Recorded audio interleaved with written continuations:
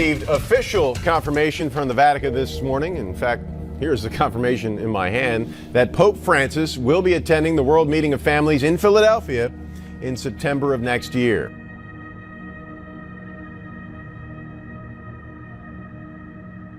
The breaking news about the Pope this morning. The Pope has officially announced he's coming to Philadelphia next September. September 25th, to be exact. Put it on your calendar.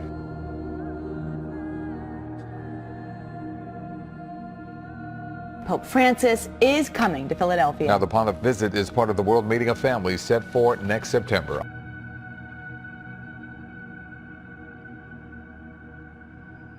Plans have been in the works for this trip for months, but it just now became official.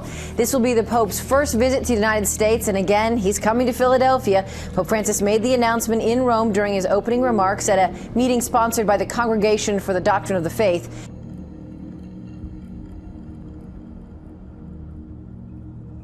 Archbishop Chaput even says that he is overjoyed and he believes that the Pope's presence next year for the World Meeting of Families will electrify the gathering.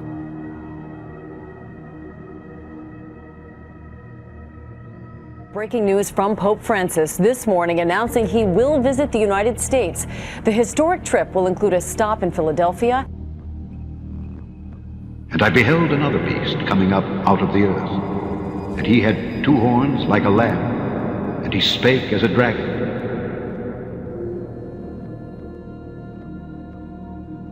Looking to absolve your sins? Well, the solution is right at your fingertips. The Vatican has announced Pope Francis will be offering forgiveness in 140 characters or less. Per tradition, Francis will offer plenary indulgences, that is, reductions on purgatory time, to participants at World Youth Day later this month. A Vatican official told Vatican Radio indulgences are linked to a theme that Pope Francis has spoken very frequently about since the moment of his election, that is to say, to the gift of God's mercy. About 2 million pilgrims are expected to head to Rio de Janeiro for the new pontiff's first trip abroad, hoping to shave off some time in limbo. But they're not the only ones. Any of his 7 million Twitter followers legitimately prevented from attending will have the same opportunities. Francis has extended the rites and pious exercises of the event to those following it on TV, radio, and through social media. The Pope has rewritten the Church's historically harsh attitude toward non-believers. The Pope said, "This commandment for everyone to do good, I think, is a beautiful path toward peace. If we each, doing our own part, if we do good to others, if we meet there, doing good, and we go slowly, gently, little by little, we will make that culture of encounter. We need that so much. We must meet one another doing good." Good news for all you atheists out there. Jesus is still going to redeem you. During his homily at Wednesday Mass, Pope Francis emphasized the importance of doing good as a principle that unites all humanity. In his sermon, he said, "The Lord has redeemed all of us with the blood of Christ, all of us, not just Catholics, everyone, even the atheists, everyone." I'm fairly exhilarated that the Pope is taking a stand that science is science, religion is religion, and you can have religion and still understand science, that it's important that people understand evolution. You can have a complete understanding of evolution and still accept God. Pope said today that God is not a magician with a magic wand. Evolution and the Big Bang Theory are real. The Pope said, quote, "When we read about creation in Genesis, we risk imagining God as a magician with a magic wand able to make everything. But that is not so." Now, the Pope added he created beings and allowed them to develop according to the internal laws that he gave to each one, so they were able to develop and to arrive at their fullness of being. And Pope Francis made these comments at the Vatican. He says this is all part of God's plan. At a certain point, I've just concluded that for me personally, it is important for me to go ahead and affirm that I think same-sex couples should be able to get married. Lesbian, bisexual, transgender, every single American deserves to be treated equally in the eyes of the law and in the eyes of our society. It's a pretty simple proposition.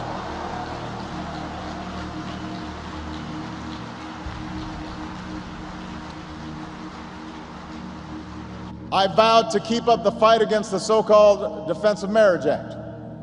There's a bill to repeal this discriminatory law in Congress. And I want to see that passed. But until we reach that day, my administration is no longer defending DOMA in the courts. I believe the law runs counter to the Constitution, and it's time for it to end once and for all. It should join Don't Ask, Don't Tell in the history books. And he shall speak great words against the Most High, and shall wear out the saints of the Most High, and think to change times and laws. And they shall be given into his hand until a time and times and the dividing of time.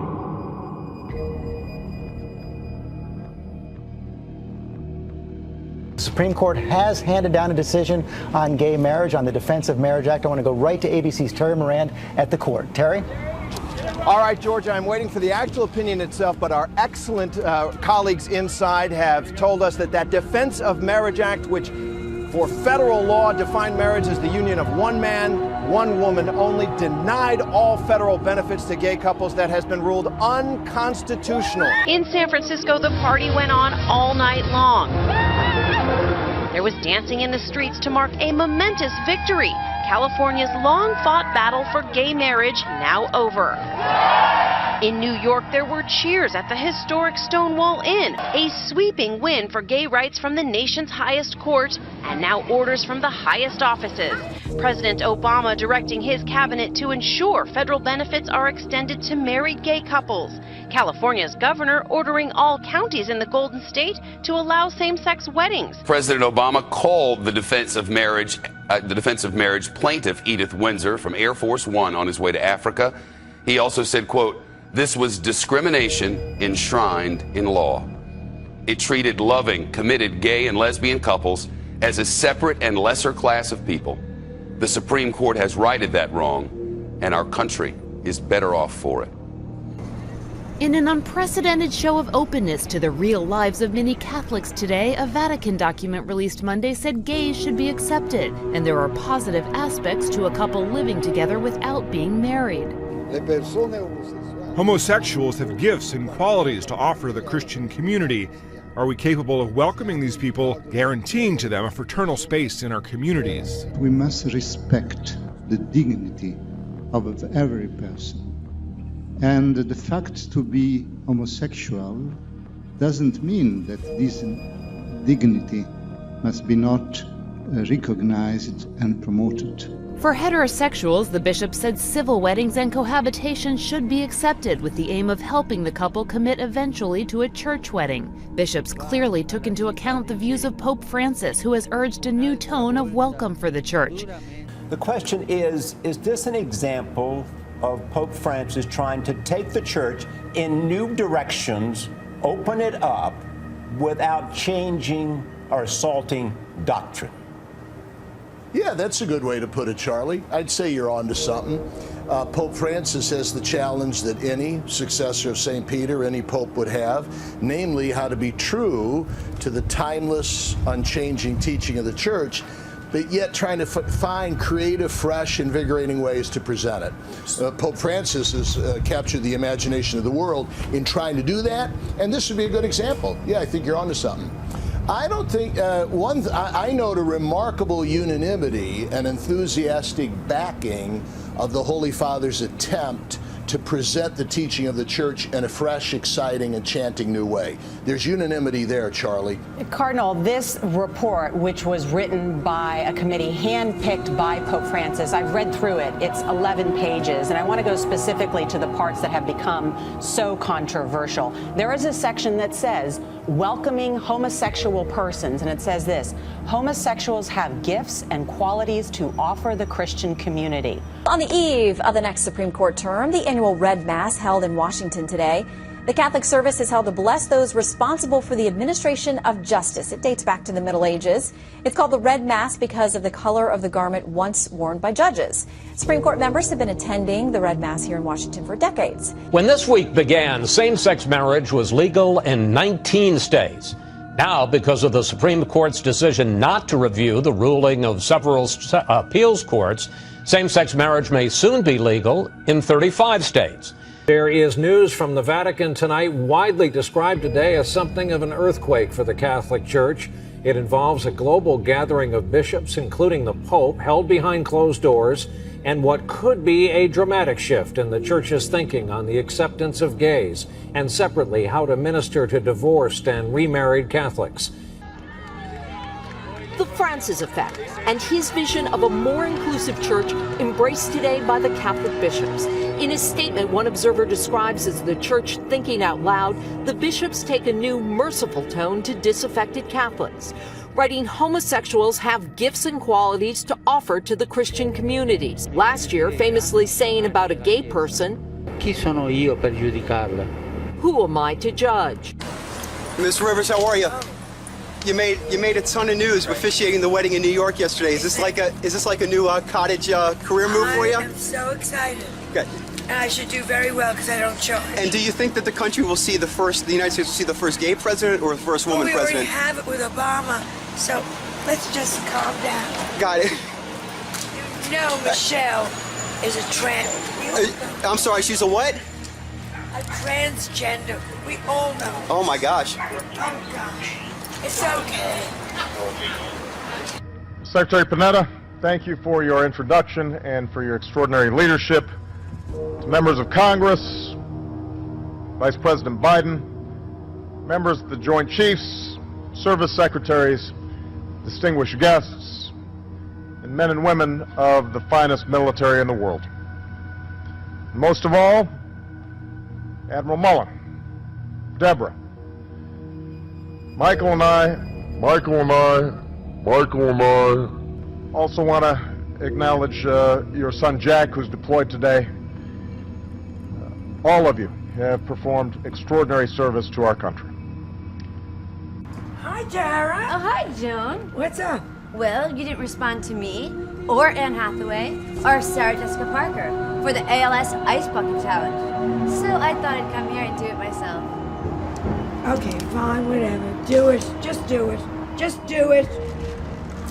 Okay, now give me Anne Hathaway. Let's just get the whole damn thing over with. There you go. Anne Hathaway, fine. Who's next? Sarah Jessica Parker, this is for you. Fine. Okay, you're having. Joan. Everybody having. And turning now to a health crisis for one of America's most iconic and prolific comedians, Joan Rivers rushed to a Manhattan hospital during a procedure at an outpatient clinic.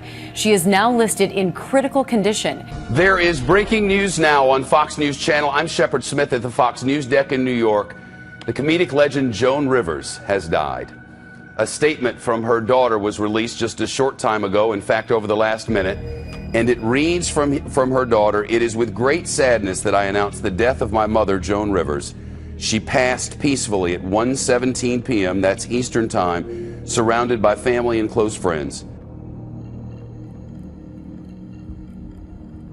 And he exerciseth all the power of the first beast before him, and causeth the earth and them that dwell therein to worship the first beast, whose deadly wound was healed.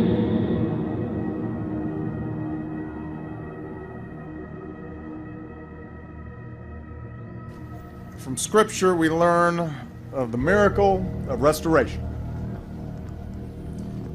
You who have made me see many troubles and calamities will revive me again.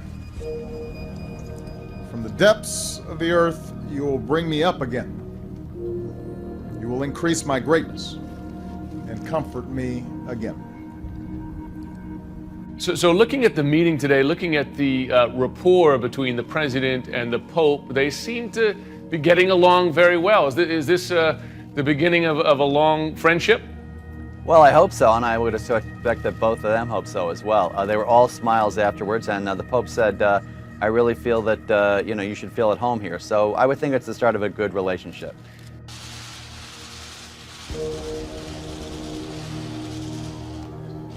Good evening.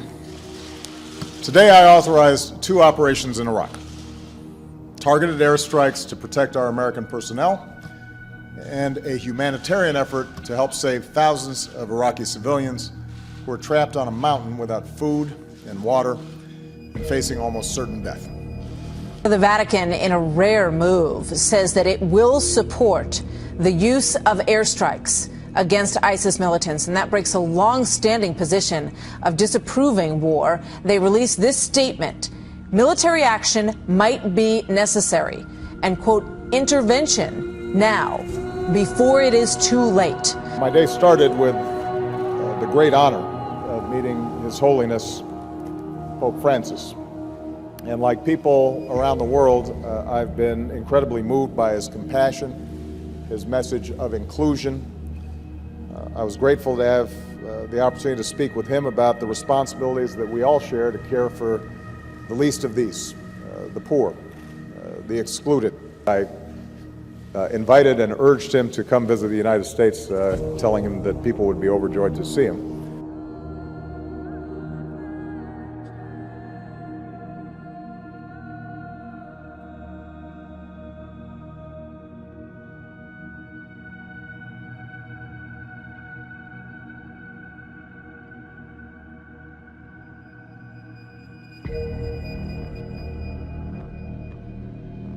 Pope Francis this morning announced he'll make his first trip to the United States as head of the Catholic Church. The Pope said he will attend the World Meeting of Families in Philadelphia next September.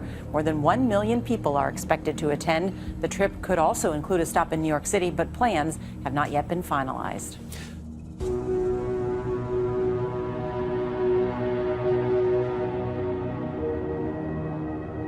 I bambini hanno il diritto di crescere in una famiglia, con un papà e una mamma, capaci di creare un ambiente idoneo al loro sviluppo e alla loro maturazione affettiva. Mi piace confermare che, a Dio piacendo, nel settembre del 2015 mi recherò in Filadelfia.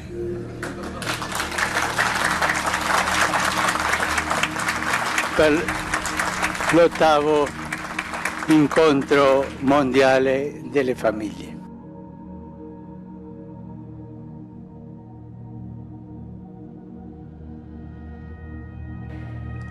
The Pope is coming to Philadelphia. I teased the First Lady that First Lady of Pennsylvania when it was mentioned that, of course, our Archbishop, our great leader, could not be with us this morning. I knew that he was in Rome, and it's just, you know, it's a timing thing. It's really, really hard to get back to Philadelphia so quickly from Rome. But please give another huge round of applause to our great Archbishop, Archbishop Charles Chaput.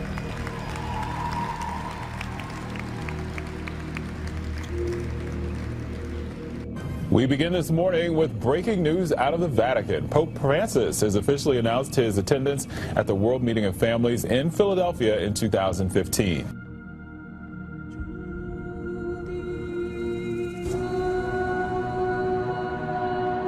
This will be the largest event in the city's modern history. Philadelphia, the big city for big events, and we could not be more excited. We often speak of our visit to Rome with the Philadelphia delegation last March. It was there that the governor had the honor of inviting the Pope to Philadelphia, and the Holy Father answered our invitation by whispering 3 words in Tom's ear: I will come. In 1979, a vigorous Pope John Paul II commanded the Benjamin Franklin Parkway with a mass that drew 1 million people. The cathedral was the backdrop to a dramatic altar with a soaring cross. Pope Francis will arrive in Philadelphia more than 20 years older than his predecessor, and with an electricity that's captivating the world, with his call for mercy and caring for the poor. Paying his own bills after his election, living in simpler quarters instead of the apostolic palace, and calling on his bishops to live more humbly, have won support across the world.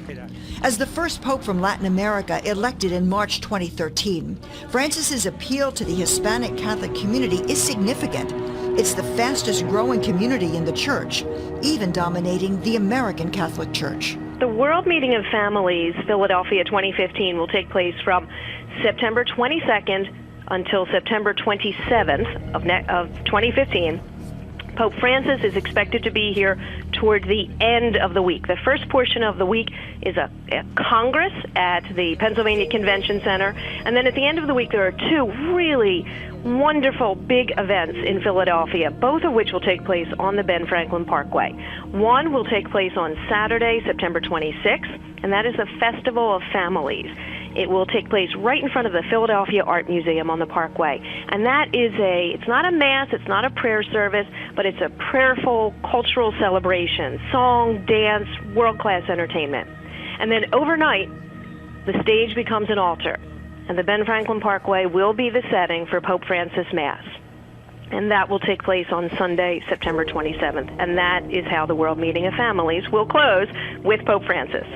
Well, excellent. And again, congratulations, Donna. It's very difficult to put in words. I can say ecstatic, I can say joyful, thrill, all the above. But quite frankly, whatever words I use, it's probably an understatement. This is magnificent. This man has galvanized the whole world. I have had as many non-Catholic friends of mine talk to me about this Pope, about Pope Francis, and the fact that he talks about, from the very beginning of his papacy, love, respect for one another, the dignity of people. He doesn't make any distinctions one to the other in terms of faith tradition. He, like me, respects all faith tradition. This is going to be wonderful for the world. Pope Francis making his first trip to the U.S. The Vatican announcing the leader of the world's Catholics will visit Philadelphia next September. He is also expected to make stops in Washington, D.C. and New York. Chief religion correspondent Lauren Green is live in our New York City newsroom with more details. Hi, Lauren. Hey, Shannon. Well, you know, it's been long speculated that Pope Francis would make a pilgrimage to the United States, but now Francis himself confirmed he will visit. The popular pontiff announced this morning in Rome that he will travel to the United States in September. And the focus will be in Philadelphia for the World Meeting of Families. It's a once every 3-year massive gathering of Catholic families being held on U.S. soil for the first time ever. Philadelphia Archbishop Charles Chaput spoke to press in Rome after the announcement. Applauded the loudest because we're very, very grateful for this opportunity. You know, we're doing a lot of planning for the World Meeting of Families. There's great enthusiasm, but I think 90% of that enthusiasm is based on the fact that the Holy Father is going to join us. Now, Philadelphia Mayor Michael Nutter said it will be the largest event in the city's modern-day history. Our city will continue to work with and support the World Meeting of Families and the Philadelphia 2015 team with our extensive experience and knowledge of hosting big events safely and successfully. Now, the Vatican has not released an exact itinerary yet, but it's expected the Pope will also go to D.C. Last spring, House Speaker John Boehner and Minority Leader Nancy Pelosi formally invited the pontiff to address a joint session of Congress. Now, if that happens, insiders say it would be unprecedented. Francis would be the first religious leader that serves as a head of state ever to do so. Now, also, it's expected that Pope Francis will travel to New York City and deliver a speech to the United Nations to mark its 70th anniversary. Shannon? All right, Lauren, thank you so much. The Holy Father is visiting the city of brotherly love. Mi recherò in Filadelfia. Pope Francis confirmed he'll be in Philadelphia for the World Meeting of Families in September. The Holy Father will celebrate Mass again on the Ben Franklin Parkway in front of the Art Museum. And we've talked about some of the numbers, and we expect that they will be staggering. Organizers say they're planning on crowds of at least 2 million people to line the boulevard leading to the Philadelphia Museum of Art, where, of course, Rocky Balboa famously charged up the steps. Wherever Francis goes, massive crowds and surprises have followed. He often shuns personal safety to be closer to people, and he is not afraid to go off script, such as in May. He bolted from the Pope-mobile to say a prayer at the wall dividing Israel and the West Bank, causing something of an international scene. While liberals and moderates have welcomed this new Pope's message on hot-button social issues, conservatives point out the Church's teaching remains unchanged. The Pope's announcement today came during an interfaith conference at the Vatican on traditional marriage. The U.S. trip will focus on similar themes. We know as the family's under attack, and he's coming not to rally troops to become crusaders, but he's coming to encourage those who are in marriage and who feel assailed from all sides. Hey, I'm here to support you. He's not coming to condemn those who have failed, to condemn those who are living in other unions or relationships that are not traditional marriage. He's coming to give people hope. The Vatican says the details and other possible stops for this trip are still being hammered out. There is always the element of what I call the Franciscan surprise, and I think we have to be open to that. Many things are at play. Another possible step for the Pope may be the UN General Assembly, just up I-95 in New York. There, Archbishop Cardinal Timothy Dolan has been publicly angling for a Big Apple papal visit. It just so happens the trip will coincide with the annual meeting of world leaders. But the Philly visit will be a big boon for the Latino Catholics who have propelled the Church's growth in the U.S. I think he brings something to the table as a Latin American Pope that others may not have brought. Francis has made immigration and border issues a key part of his papacy. All that makes many observers wonder if Francis will travel to the U.S.-Mexican border, as key American bishops did earlier this year, where they celebrated Mass through the border fence. But for now, all eyes on Philly.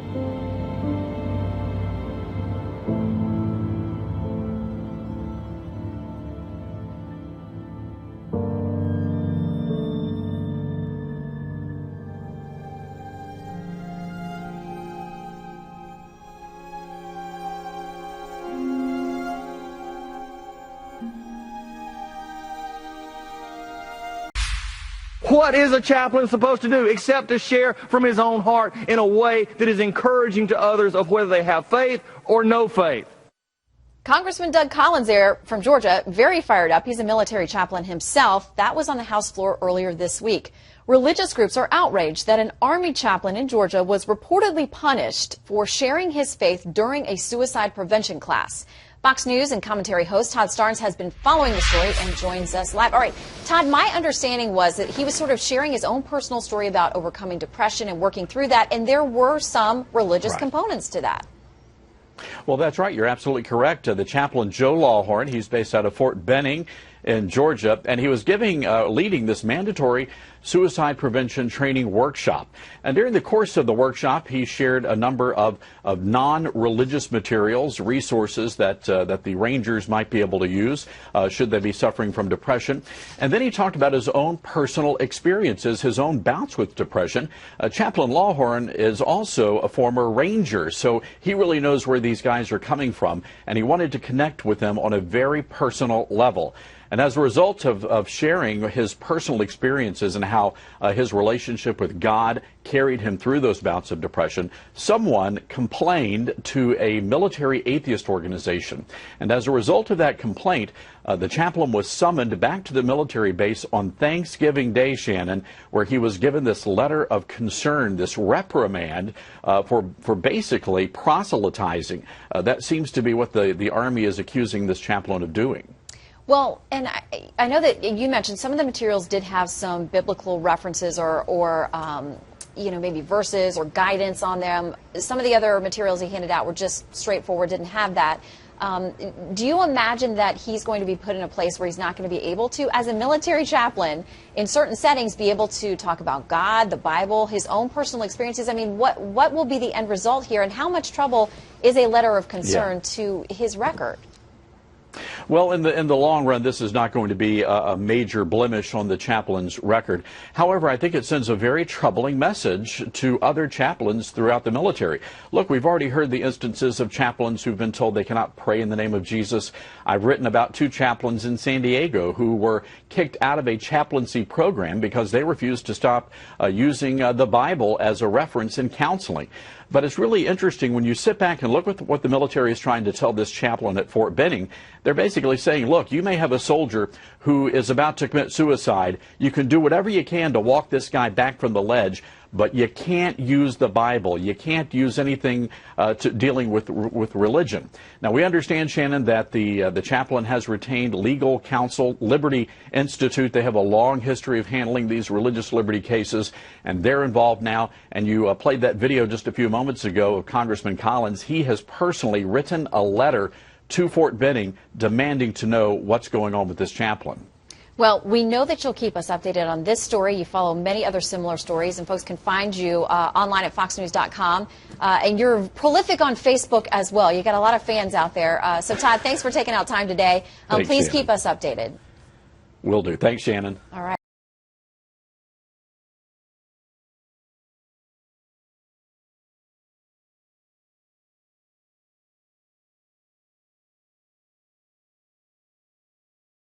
Today by a senior administration official reminded today that in a circumstance like this, some of the talking is military to military. It's impossible to spend any amount of time at one of our service academies in the United States without eventually seeing the markings of every worldwide army that has any affiliation, any relationship with the United States, and the Army of Egypt and its generals are no exception.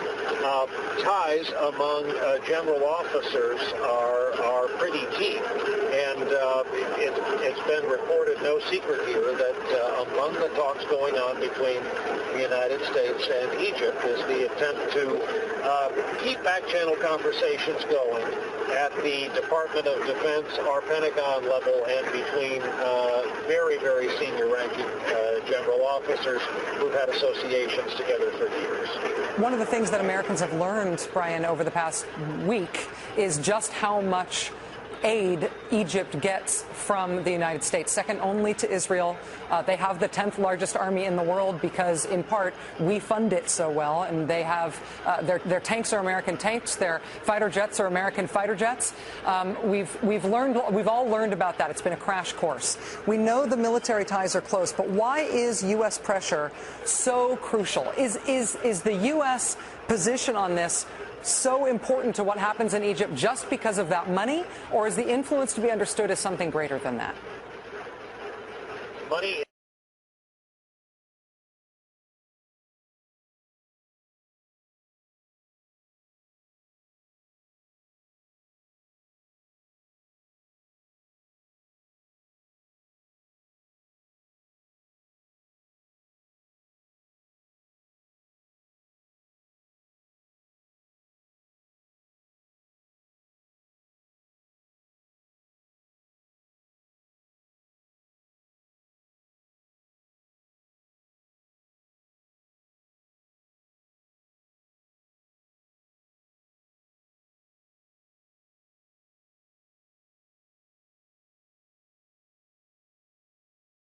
Egypt and its generals are no exception. Ties among general officers are pretty deep, and it's been reported, no secret here, that among the talks going on between the United States and Egypt is the attempt to keep back-channel conversation. Egypt and its generals are no exception. Ties among general officers are pretty deep, and it's been reported, no secret here, that among the talks going on between the United States and Egypt is the attempt to keep back-channel conversation. For 3/4 of an hour, a giant swarm of locusts about 15 kilometres long crosses Madagascar's National Route 7. This road is normally popular with tourists who come for the breathtaking views. But today they're observing a natural disaster, a plague of locusts which has already destroyed half of the island's crops.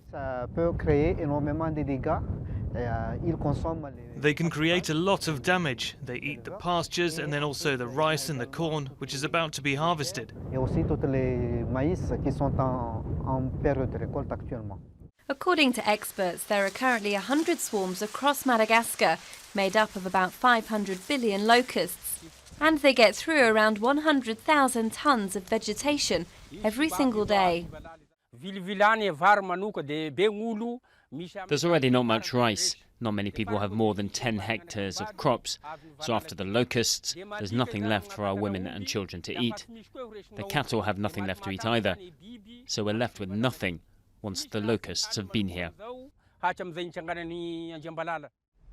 Madagascar was hit by Cyclone Haruna in February, and the floods created a perfect breeding ground for locusts. Authorities tried to kill them, but the swarms were simply too big. The measures taken weren't enough, and so we had a locust invasion. In one day we counted 5 swarms over a distance of 20 kilometers. It's extremely serious. All of the Malagasy population is affected. Madagascar is still waiting for over $40 million in aid to finance an emergency plan over 3 years. But donors haven't yet given the green light. The big problem here is that we don't have money, so we can't buy pesticides and we can't buy enough fuel all at once. The field officers, the managers can't do their work, and while we're not working, the farmers suffer and the locusts multiply. The locusts have already destroyed 50% of the country's rice fields, the staple food for Malagasy people. Authorities are calling for the aid to be released quickly before half of its population goes hungry.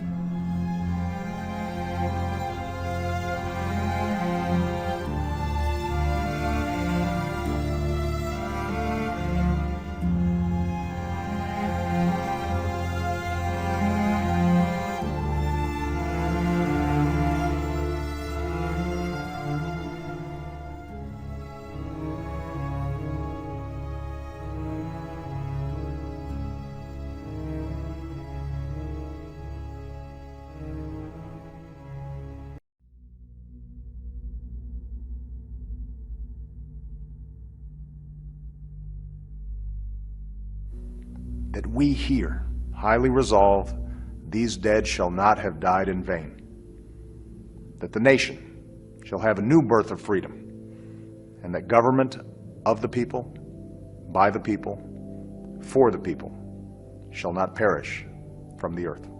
This nation under God shall have a new birth of freedom. This nation under God shall have a new birth of freedom. This nation under God shall have a new birth of freedom. This nation, under God, shall have a new birth of freedom. This nation, under God, shall have a new birth of freedom. This nation, under God, shall have a new birth of freedom. This nation, under God, shall have a new birth of freedom. That this nation, under God, shall have a new birth of freedom. That the nation shall have a new birth of freedom.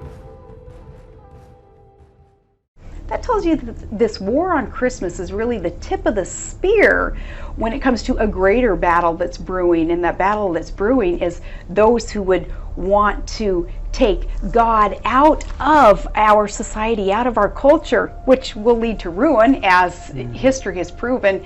Any country, any government, society that has kicked God out of the public square completely, it leads to ruin. Why would we go down that path when we know what would happen? So why did this happen? Our senior correspondent John Miller is with us. He's the former head of counterterrorism for the LAPD. John, what have you learned about the suspect? He is Paul Anthony Ciancia. He walks into the terminal. He's got the gun in a garment bag. He takes the rifle out. He opens fire, shoots his way through the checkpoint, going down a side, coming around the back end. He's focused on the TSA agents. Inside the bag, we are told investigators came up with notes saying that the TSA were fascists and pigs, anti-American rantings, anti-TSA rantings, and references to the New World Order, which is kind of a growing conspiracy group that believes the world is going to be taken over by forces in black helicopters and so on. First up, it's all eyes on the sky. Live pictures now from Phoenix. For the second night in a row, military training exercises are underway around the valley. And within the last half hour, the Phoenix Police Department has confirmed to 3TV that they are supporting Department of Defense training around the city. There have been a lot of helicopters seen all across the valley tonight. Our own Bruce Hafner has reported seeing military helicopters flying low over the Scottsdale area.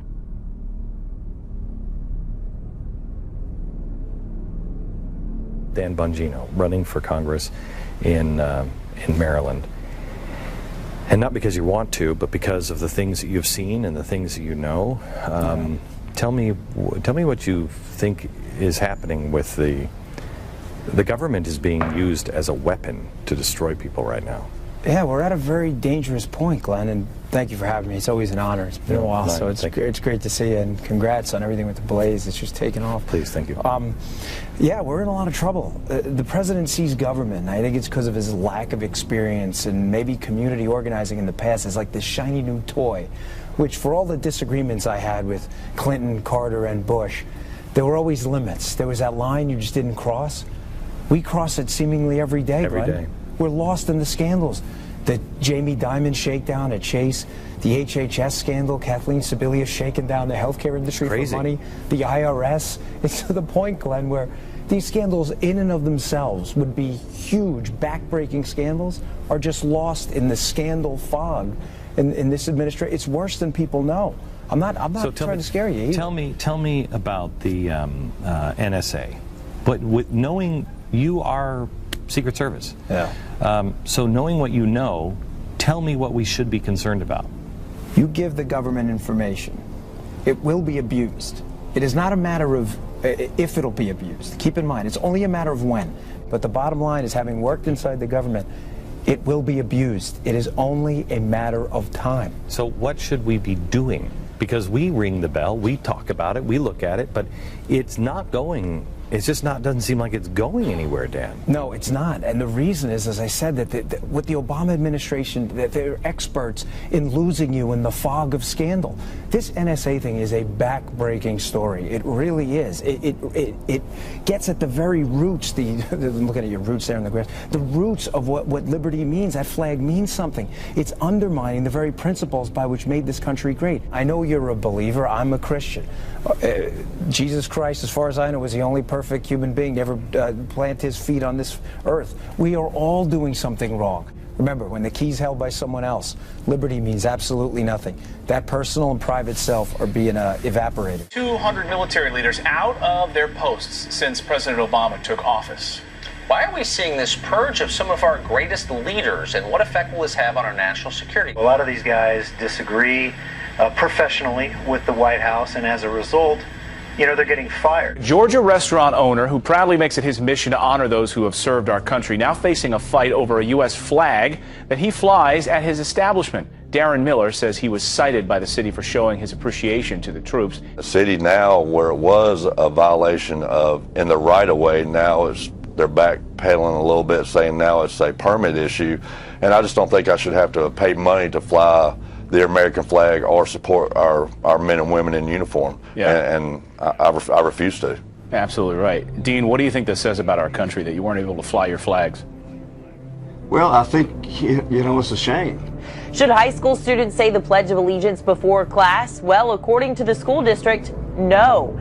Last night, they voted down a proposal that would require the teenagers to recite the pledge every day. The reason? Board members decided there's not enough time during the day to say it. We felt that we wanted to make it clear that at the high school level, we do not, there's not always an opportunity to have the Pledge of Allegiance spoken every day. This is why people don't understand what we're fighting for. When we talk about current events and we talk about these issues and what we're looking to preserve, they can't tell you because they can't even recite the Pledge of Allegiance. Proud of his 20-year military service and his 10 years of work at Dameron Hospital, Boots Hawks says he's not afraid of expressing his beliefs. I believe in America and I believe in God so strongly, and I believe that America needs a blessing. The phrase, "God bless America," has been in Hawks' work email signature for more than a year. But just days before Veterans Day, Hawks says the hospital asked him to remove it.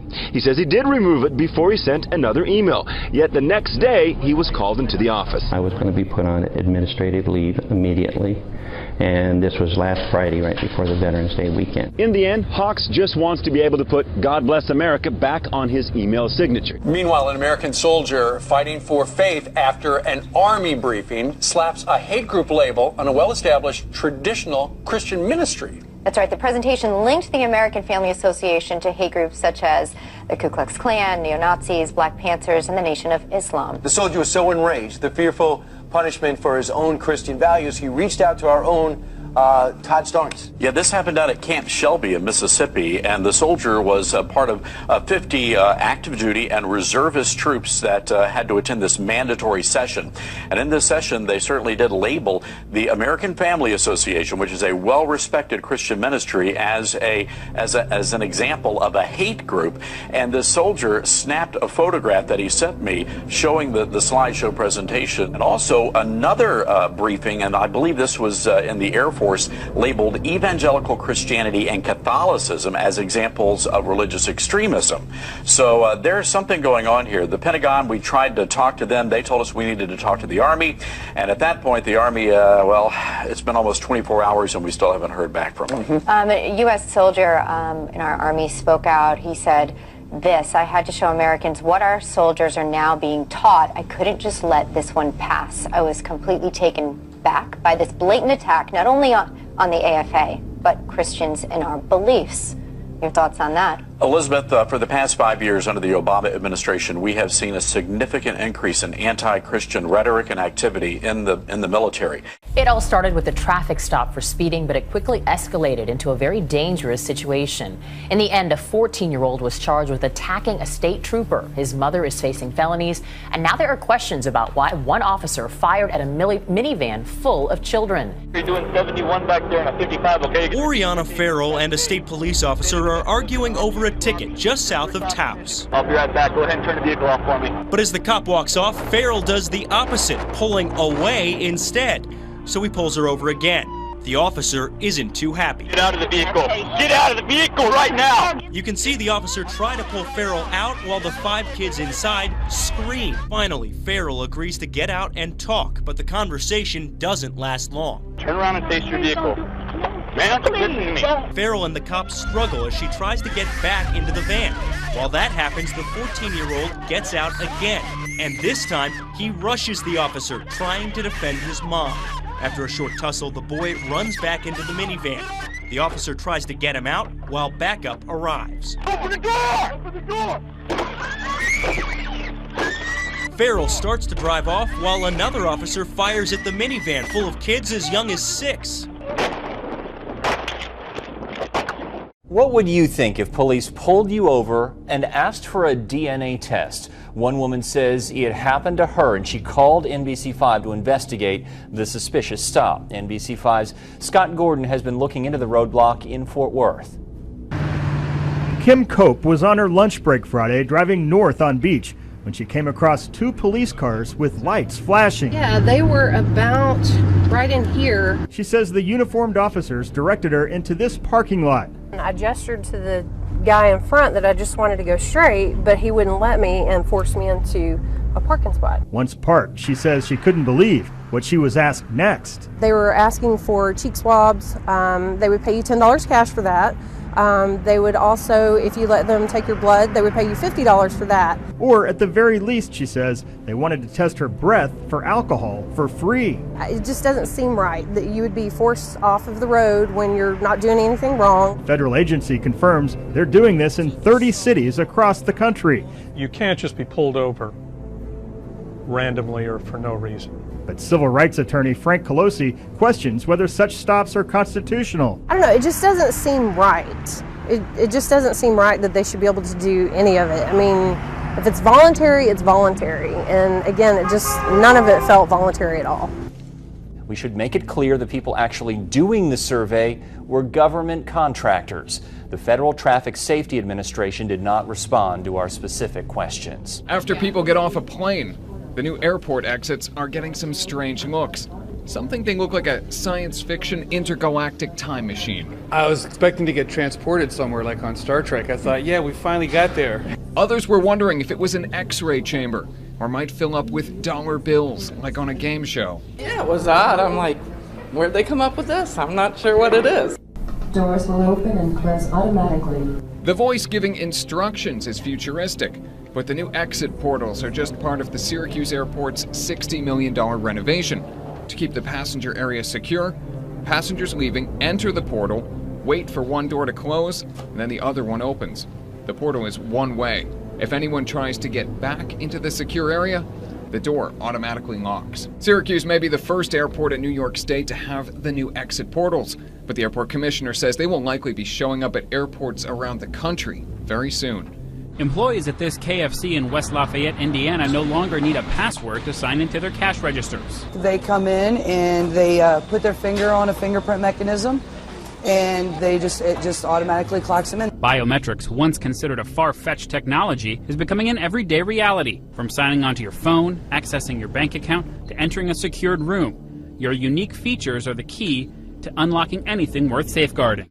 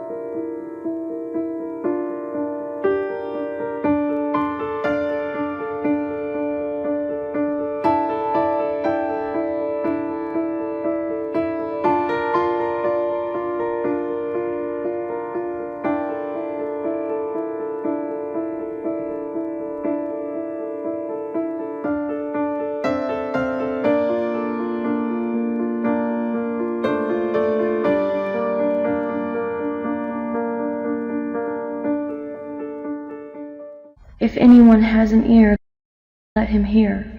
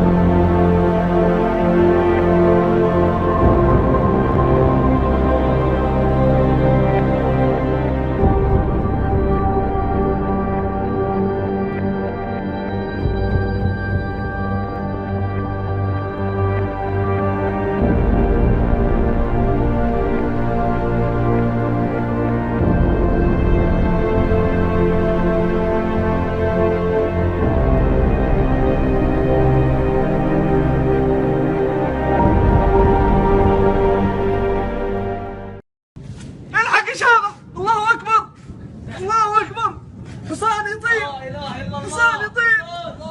الله أكبر. الله أكبر. حسان يطير. حسان يطير. لا إله إلا الله. لا إله إلا الله. الله أكبر. حسان يطير. يا ناس سبحان الله. الله أكبر.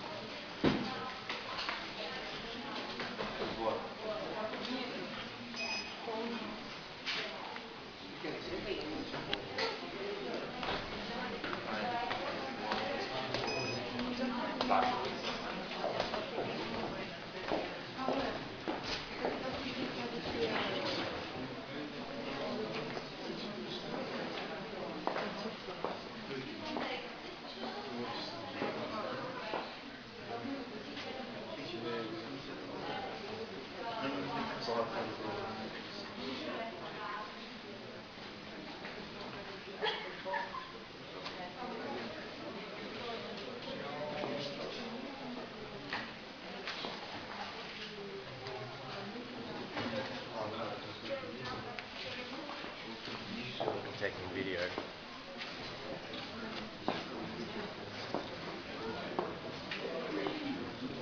I'm gonna ruin it. I'm not gonna ruin it.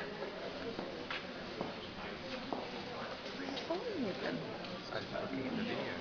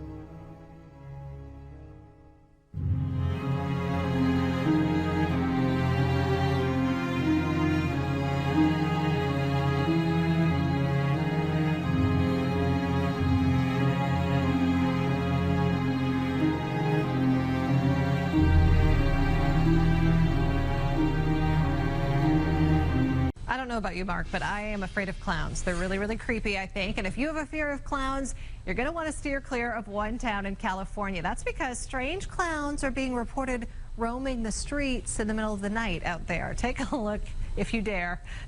These are just some of the pictures people in the town of Wasco have been capturing this month. The clowns have been spotted all over town in the middle of the night. No one seems to know why or who's behind them. Police do say there's been no criminal activity linked to the clowns. People in the town have even turned the clowns into minor celebrities, seeking them out for pictures every night. Oh, no, thank you. That's just kind of freaky. Actually, very freaky. Yeah.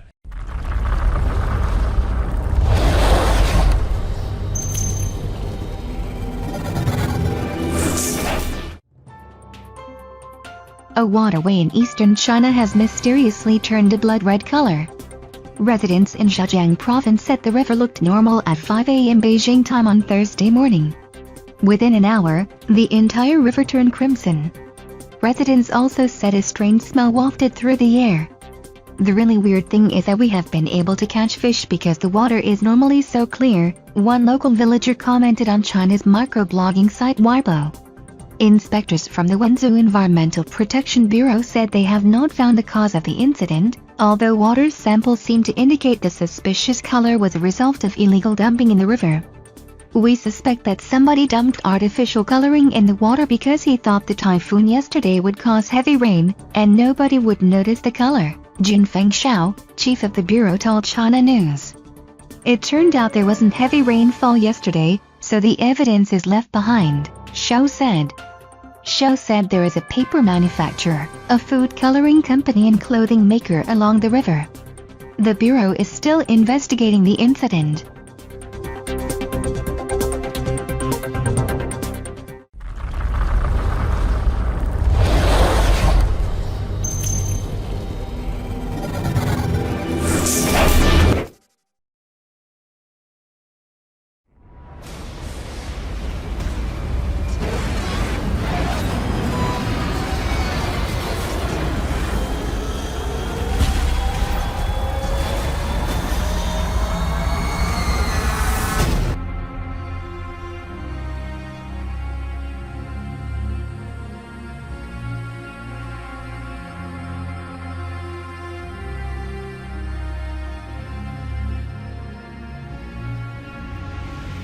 Emergency crews are slowly restoring power to thousands of homes across Sydney after fierce thunderstorms.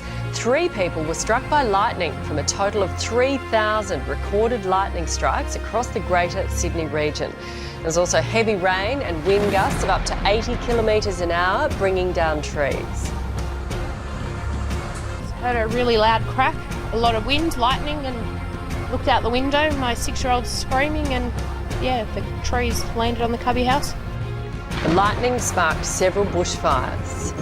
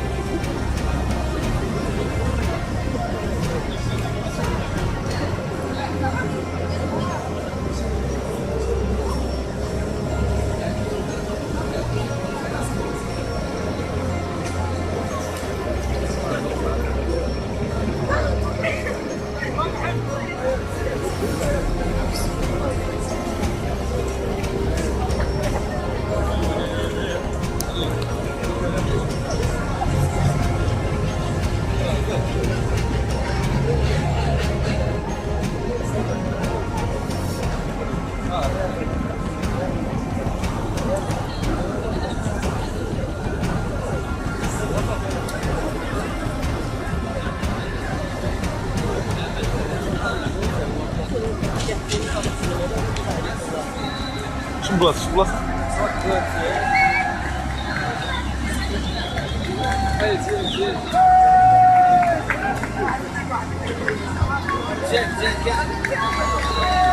Weh, الكلبات.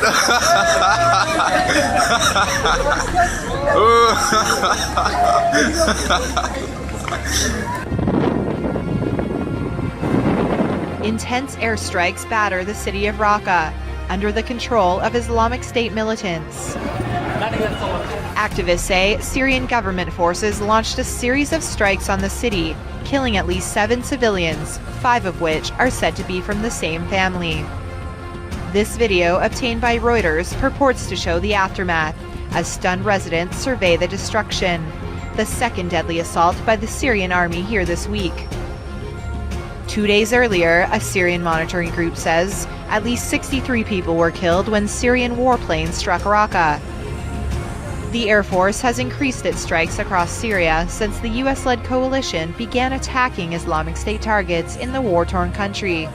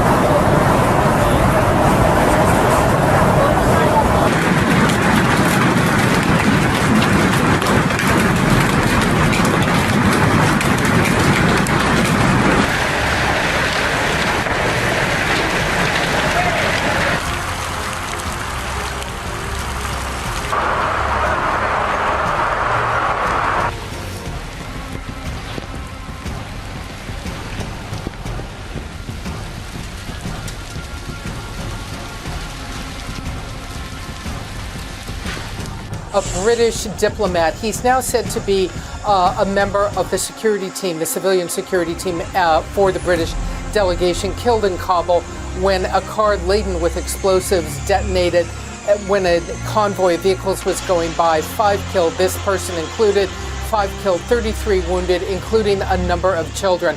The Taliban taking credit. You see the aftermath there.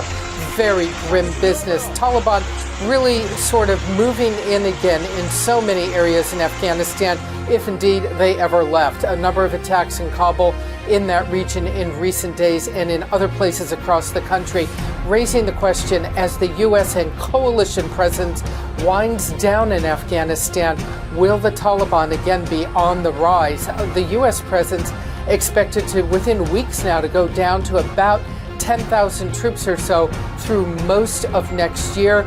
They will continue to do some training, advising, assisting of Afghan security forces. They will continue to conduct counterterrorism missions against al-Qaeda and Taliban operatives.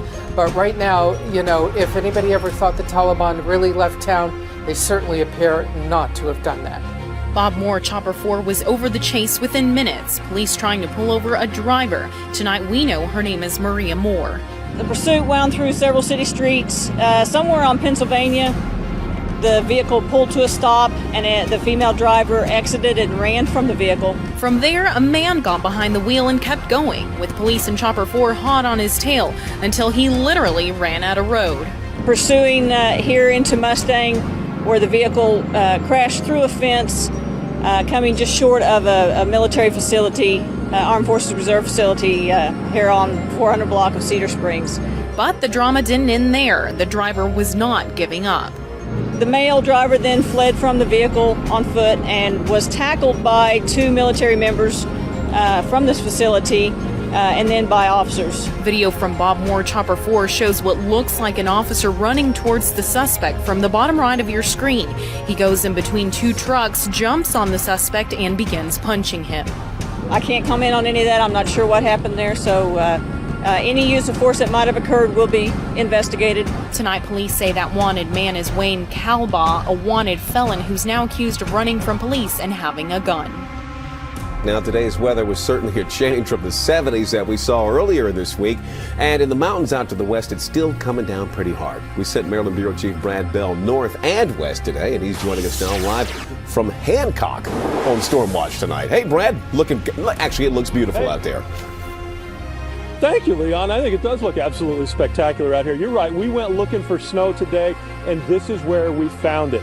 You know, we had to get just past to Hagerstown before we really started seeing any snow accumulating. And here in Hancock, they never really had any rain. It was snow from the outset, and we can take a look here. I'll show you how deep it got. It's about 4 to 5 inches.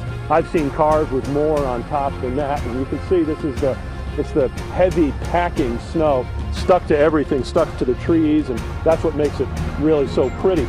Take a look out here onto Main Street, and you can see that they're down to bare pavement here, but that's because they've been working hard all day long to get that progress. Now, out on the main roads, I-70, we've seen the conditions vary through the day, from slushy to clear to snow-covered.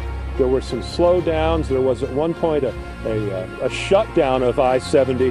I want to show you one more thing. Just an absolutely beautiful sight as we look across to the C&O Canal. That bridge, absolutely gorgeous. They're going to have a white Thanksgiving here in Hancock. Leon, back to you. All right. Thanks, Brad. Enjoy it.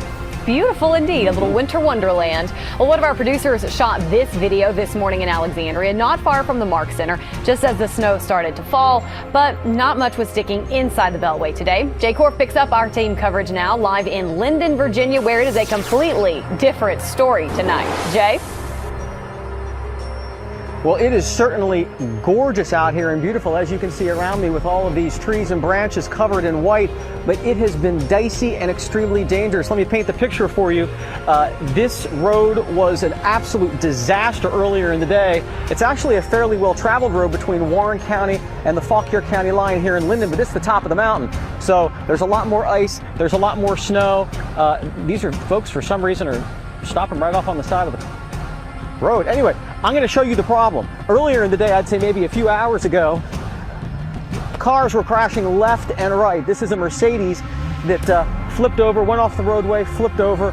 Fortunately, no serious injuries. There were a couple of more that went off the roadway. We talked with a lot of tow truck drivers here in the area, and with law enforcement, they actually had to shut down this road for a certain period of time so that they could get the salt and the plows up here. The snow came down very fast. It was very heavy. Once they got the salt truck and the plows up here, things are moving much better. But this is the story here, and coming up at 5, we'll show you even more damage. Pretty dramatic stuff, guys. Wow, dramatic indeed. All right, Jay, interesting. Well, winter weather wreaked havoc on air travel up and down the East Coast on Wednesday, one of the heaviest travel days of the year. The storm dumping rain, snow, and sleet across the Northeast, forcing over 700 flight cancellations Wednesday and 7,000 flight delays nationwide. My flight was canceled. Delayed 4.5 hours due to the weather. About 13 hours. Don't get delayed again. A travel nightmare at airports and on the road. The storm snarled traffic on several major highways from Virginia to Pennsylvania and on into New England. This is awful. Lower gas prices and a healthier economy have given a big boost to the Thanksgiving travel season. AAA estimates that 46 million Americans will travel by air or road this weekend. But despite Mother Nature's refusal to cooperate, some travelers are shaking off the Turkey Day travel woes. We just need to take our time, be conscious for one another, look out for each other. It's not the weather. You know, nature's nature. You can't get, you get mad over that, you set your own self. A Melbourne woman has been rescued after falling into a 3-metre sinkhole, which opened up beneath her feet while she was hanging the washing. The woman from Springvale South ended up in waist-deep water. Neighbours heard her cries for help 20 minutes later and called emergency services for help. All they did was using a normal rope, and they used some rescue knots and were able to hand the rope down for the lady and drag her from the hole. She was shaken, but she didn't suffer any physical injuries.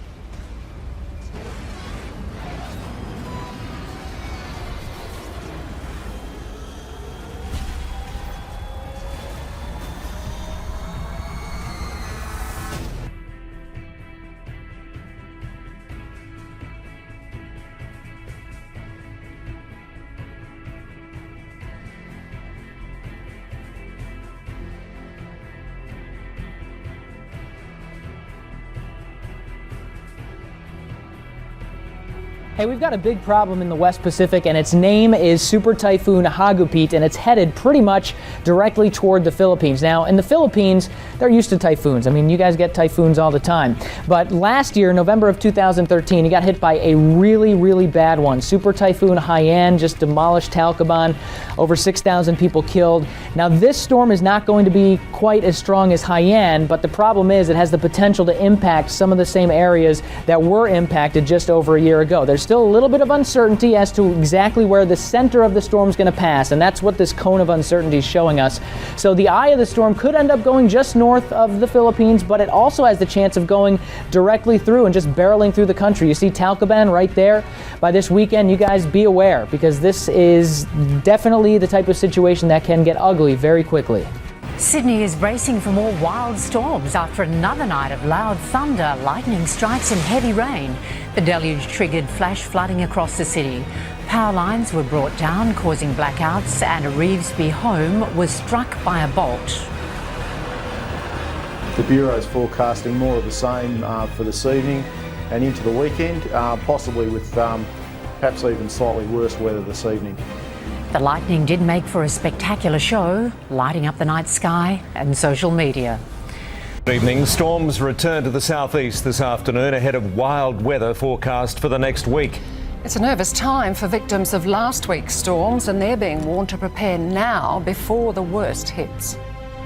This afternoon's storm had a vicious growl. This is day one of a possible 7 straight days of storms. As it forged its way east, the storm brought flash flooding to Toowoomba and much-needed rain to farms around the scenic rim. But thankfully, the wind and rain stayed away from areas that received the most damage last week.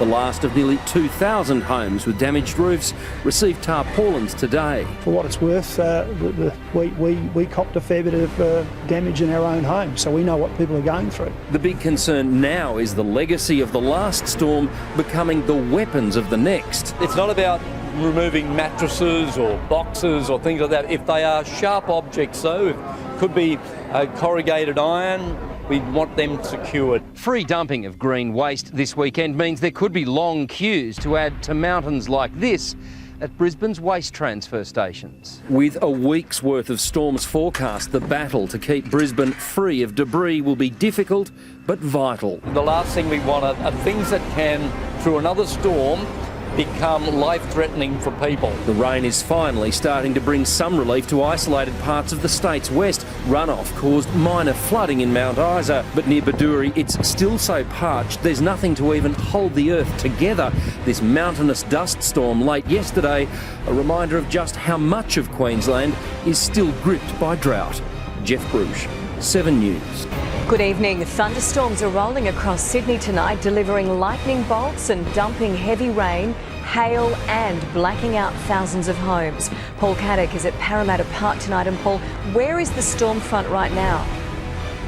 Well, Mel, these storms have raced across the city this afternoon, but right now the radar tells us there is still some heavy rain over the top end of the northern beaches and heading for Gosford. But the bulk of it has now gone over Manly and Bondi and headed out to sea, but not before delivering some short, sharp, torrential downpours across the city. Hail and plenty of lightning. New South Wales Fire and Rescue tell us there have been lightning strikes at a house in South Wentworthville, at the Asquith School where people had been gathering for Christmas carols, but thankfully no one was hurt there. There's also been fires on power poles in Manly and a power kiosk at Rooty Hill. Power has been knocked out at places like Fairfield, Linfield, Quakers Hill, Guildford and Richmond. This whole system saw temperatures at Penrith fall 10 degrees in just an hour. The State Emergency Service is reporting only a few dozen calls for help so far, but there are more storms on the way tomorrow and they are likely to be more intense. It's become a regular weather event this week, a hot, humid day followed by a monsoonal afternoon storm, characterised by fast-moving black clouds, lightning, drenching rain, even hail. Penrith was no place to be caught without a brolly. Oh, okay, chocolate. Richmond had 11 millimetres of rain in 7 minutes. Erskine Park with 18 millimetres, with wind gusts of more than 60 kilometres an hour. Today the first thunderstorm started forming over the Blue Mountains around 3 o'clock, hitting us here in Penrith just an hour later. More than 7,000 homes have lost power from Richmond to Mittagong. The system moved swiftly to the east, hitting Parramatta through the inner west to the city, but also well north and south of that line. Ryde, Castle Hill, Kenthurst all reporting heavy rain. It comes after a spectacular thunderstorm last night slicing through the sky above the city. The thunderstorms were late and they were loud. The lightning bolts delivered a spectacle across the suburbs, with the darkness gone in a flash and Christmas tree lights outmatched. But no one was closer than airline passengers. Oh my God, that's pain. This video appears to show the aircraft copping a direct hit, but it's something they're designed to handle. The lightning goes around the aircraft, discharged out the back, out of the wingtips. It's designed, it's certified to absorb a lightning strike. On average, each airliner is hit once or twice a year. There were 120 recorded lightning strikes on planes in Australian skies last year, but only one injury. It's a bit of a fright for the passengers, but it has zero impact on the aeroplane in most cases. The storms reached their peak around 10 p.m, dumping the most rain around Canterbury and Bankstown before sweeping across the city, airport and coast. Lightning struck this home in Revesby, shorting out the power. In the Southern Highlands, storm spotters even saw the beginnings of a tornado. Lots of people had their cameras pointed skyward, and with more storms forecast in coming days, there'll be plenty more chances for some flash photography. Paul Kadak, 7 News. All right, this just into CNN. You're looking at live pictures right now of downtown Detroit, where a power outage has affected a whole lot of people. Public buildings have lost their power, major buildings in that downtown area. Yeah, we're told it's pretty widespread, the outage there. They don't know the cause of it. We do know one thing that parents want to be made aware of. They're going to declare a half day of school for the students in Detroit public schools because obviously they have no power. It is affecting some 87 schools that are on the DTE grid. So again, a major blackout hitting downtown Detroit and no reason why at this point. No, it is interesting though. It's hitting the public buildings, not homes. There aren't homes be affected in the city, but still a lot of public buildings, a lot of schools, which means a whole lot of people being affected by this. We'll keep you updated as we learn information throughout the morning. We now go to Crown 4's Jackie Sissel, who is in Marin City, taking a look. Oh my gosh, this guy is thigh deep. And what is he doing? I have no idea what he's doing, Daria. I have no idea. And you asked me earlier if I had waders. Yeah. That's why I don't have waders, because I have no desire to go walking through that water. I'm at the northbound 101 at the 1 exit to get to Mill Valley. You can see that the ramp is closed, and for good reason. You can see the flooding that's going on here basically submerged the road out here. Now this is a place that's notorious for flooding, and obviously high tide combined with the amount of rain that we got made it for a nightmarish commute. And you can see that southbound 101 traffic right there. And that's because, as I spin the camera around a little bit, there's flooding going on just a little bit to the south of where I'm at, over here at the Marin City exit.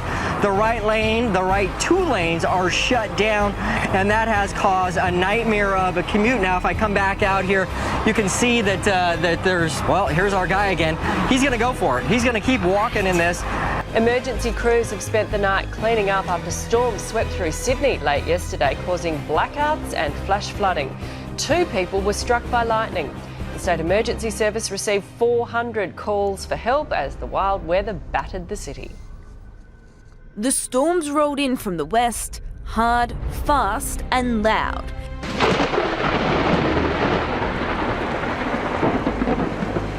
The electrical activity putting on a spectacular lightning show. One strike sparking this substation blaze, forcing residents to evacuate as thick black smoke billowed from the flames. I was in the back room and heard a big bang. We ran down and the electric substation is on fire. It's massive. The flames were just enormous. It wasn't just the flames making the fire difficult for crews. It's still charged with live electricity. Now, for this reason, we cannot put water directly onto it. The strategy here is to protect the number of surrounding buildings. Across the city, emergency services received hundreds of calls for help. The wild weather toppling trees and ripping down power lines. At the height of the storm, 16,000 homes were without power, most of the damage caused by lightning. The heavy rain bringing flash flooding and slowing the commute home. In the suburb of Blacktown, more than 50 millimetres fell in less than 20 minutes. The severe storms giving the city a battering before rolling out to sea. Mia Burns, 7 News. A large sinkhole formed this morning in San Francisco's Presidio neighborhood, and Crowd 4's Mike Pelton was there. And this is right in the middle of the intersection of 6th Avenue and Lake. This was about an 8 by 10 foot sinkhole in the middle of the intersection, but just a few moments ago, more of that road gave way on the right side, making this a much bigger hole. You can see authorities have this intersection taped off. Now, this all started at about 8 o'clock this morning. That's when police say a woman was driving through this intersection when for some reason her tire punched a small hole in the road, which also caused some damage to the underneath of her car. Now, police tell me it's likely a water main that was broken, but the hole that was punched in the road led to the main bursting completely, and then the water eroded away that underneath soil. Now, the hole has continued to open up over the past hour or two, causing problems for several different agencies this morning. So the street caves in, it'll land on top of the gas line and rupture it. I didn't get in there, though. And then we would have a gas leak. Police are out here. They've taped off the intersection. The water department is out here, as is PG&E. At this point, there's no estimated time for when they're going to wrap this up. Back to you. The surveillance video shows a boy walking near a playground. He's 12-year-old Tamir Rice, and he's playing with a toy, an airsoft gun that from a distance can look like a real gun. A bystander calls 911. And there was a guy in there with a pistol, I saw his face, he's like pointing at everybody. Less than 2 seconds after police drive up, the 12-year-old, again carrying a toy, is shot and killed at close range. The 26-year-old police officer who shot him, Timothy Lohman, had only recently been hired by the Cleveland Police. At his previous job at the Independence Police Department, Officer Lohman's personnel records show he was in the process of being fired. His supervisor describing an emotional meltdown and behavior that shows a pattern of a lack of maturity, indiscretion, and not following instructions. But the Cleveland Police never asked to see Lohman's personnel records, a policy the department says has now changed. Tamir Rice's death, the backdrop as the Department of Justice laid out a stinging report on the Cleveland Police Department.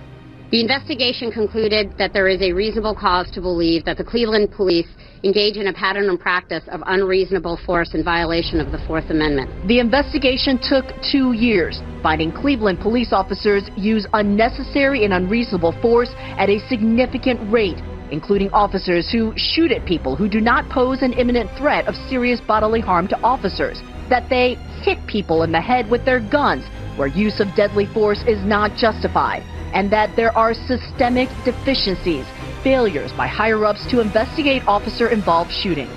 We found, frankly, that sometimes a rubber stamp mentality or approach exists to these kinds of incidents of excessive force.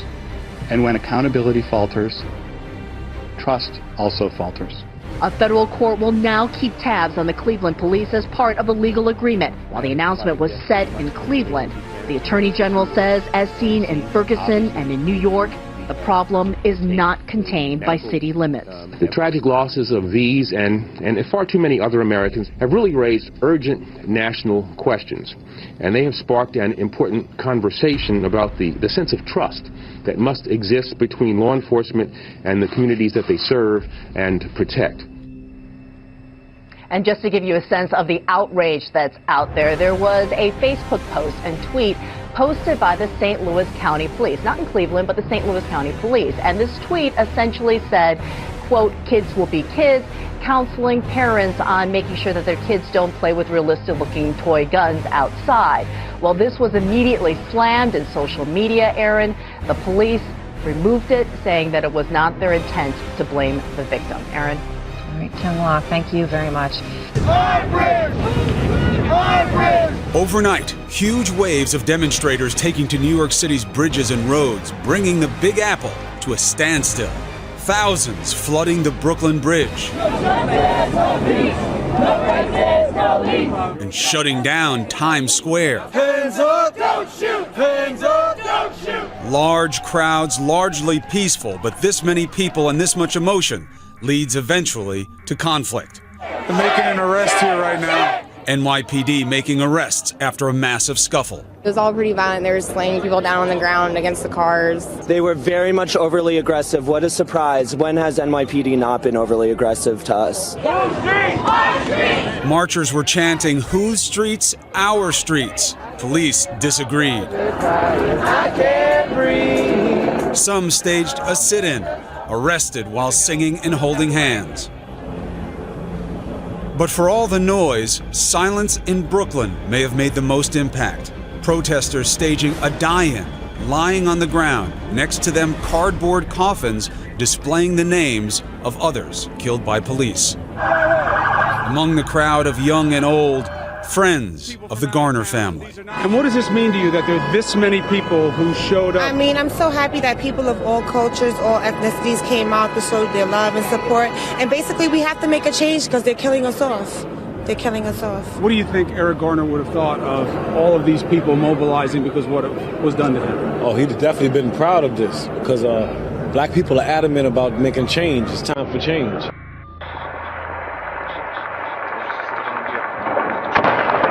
It was a surprise attack. This building in Grozny, where a local media agency is housed, coming under fire from unknown assailants. Authorities say at least 16 people were killed, including 10 police officers and 6 of the gunmen. Another 28 people are said to have been wounded. Chechnyan officials say the attackers first opened fire at a police patrol car, killing 3 officers, and then stormed the building. The assault took place just hours before Russian President Vladimir Putin's State of the Union speech, where he vowed to defend Russia against what he called efforts to dismember it. As daylight broke, the buildings continued to burn, a reminder of the fragile security situation in Chechnya, where observers say an Islamist insurgency is re-emerging in defiance of Putin's attempts to maintain control.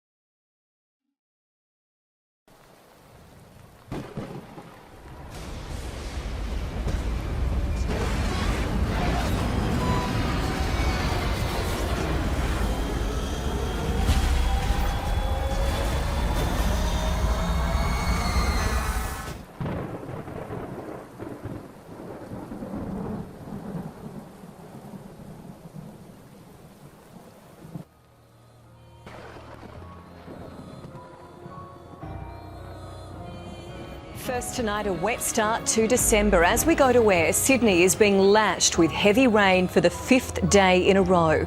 The storm held off until late this afternoon and is now impacting the city and western suburbs, while the south coast is bracing for flash flooding. In Sydney's rapid-fire storms, this is how quickly things become treacherous. Oh my God! That's just This driver was travelling yesterday along Lane Cove Road. This afternoon, the storms came from the north, moving down Sydney's western edge and into the suburbs. The streets of Liverpool became swimming pool as shoppers got caught in the teeth of a stormy blast. You had to move fast to get out of the deluge, which reached under the verandas, overwhelmed the roof, and suddenly inside became outside. Just as hard for the professionals as the downpour hit Olympic Park and the V8 supercars. The safety car was brought out, too much water on the track, and competitors simply couldn't see. This is extreme. Word just in from race control that this will be a suspended race.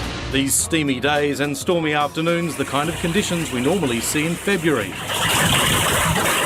It's fairly unusual to see such a long string of days, one after the other, of showers and thunderstorms each afternoon and evening.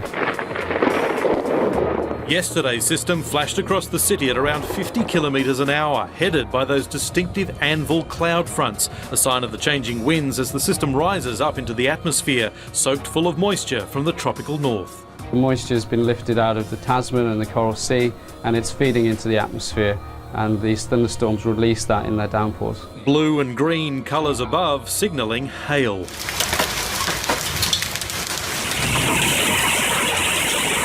The city copped between 4,000 and 5,000 lightning strikes as it went through, but without the strong winds to do too much damage. Whoa! The rain coming in intense bursts, Horsley Park has now copped 90 millimetres over the past few days. After a week of changing weather comes a new forecast for Sydney's future, a state government report on the impact of climate change in coming decades. With predictions, climate change is set to see the city's average temperatures rise 0.7 degrees by 2030, up more than 2 degrees by 2070. In Western Sydney, the number of days over 35 degrees will go from up to 20 days a year now to up to 30 days in 2030 and up to 40 days a year in 2070. Predictions are there will be more extreme fire days in spring and summer, and rainfall patterns will change. Less in spring, more in autumn. Rain days will be fewer, but the falls heavier. The more immediate forecast, more rain and the risk of storms most of the coming week. Paul Kanak, 7 News. Typhoon Hagupit moving through the Philippines. Some very heavy rain, some squally weather, dangerous stuff. Yeah, it really is. Right now it's estimated to have winds of about 125, but Mark, nobody really knows for sure how strong those winds are. Those are estimated by satellites. And it's a decent estimate, and using models and those satellite imagery, we can kind of piece together where this storm system is going to go. And one thing to notice here is that the circulation and that kind of buzzsaw appearance doesn't really break up. If anything, it slows down as it moves through these islands. Yeah, that's going to prolong the hazards with this thing because, right? I mean, if you have a 75-mile-per-hour wind for 1 hour, that's one thing. But if it goes for 4 or 5 hours, that's another. And this is going to be one of those situations where, Sunday evening, Manila could get into some pretty bad weather, and that's a very highly populated area of the Philippines. So we're just going to have to watch this closely because even though it's weakening, it's still got a lot of hazards. It's around midnight now. The team has finally all assembled together here in Manila. We've flown in from all parts of the world, from Seoul, Tokyo, Hong Kong. We got enough water, enough food, hopefully, for the first 3 days or so. We stuck up in a car.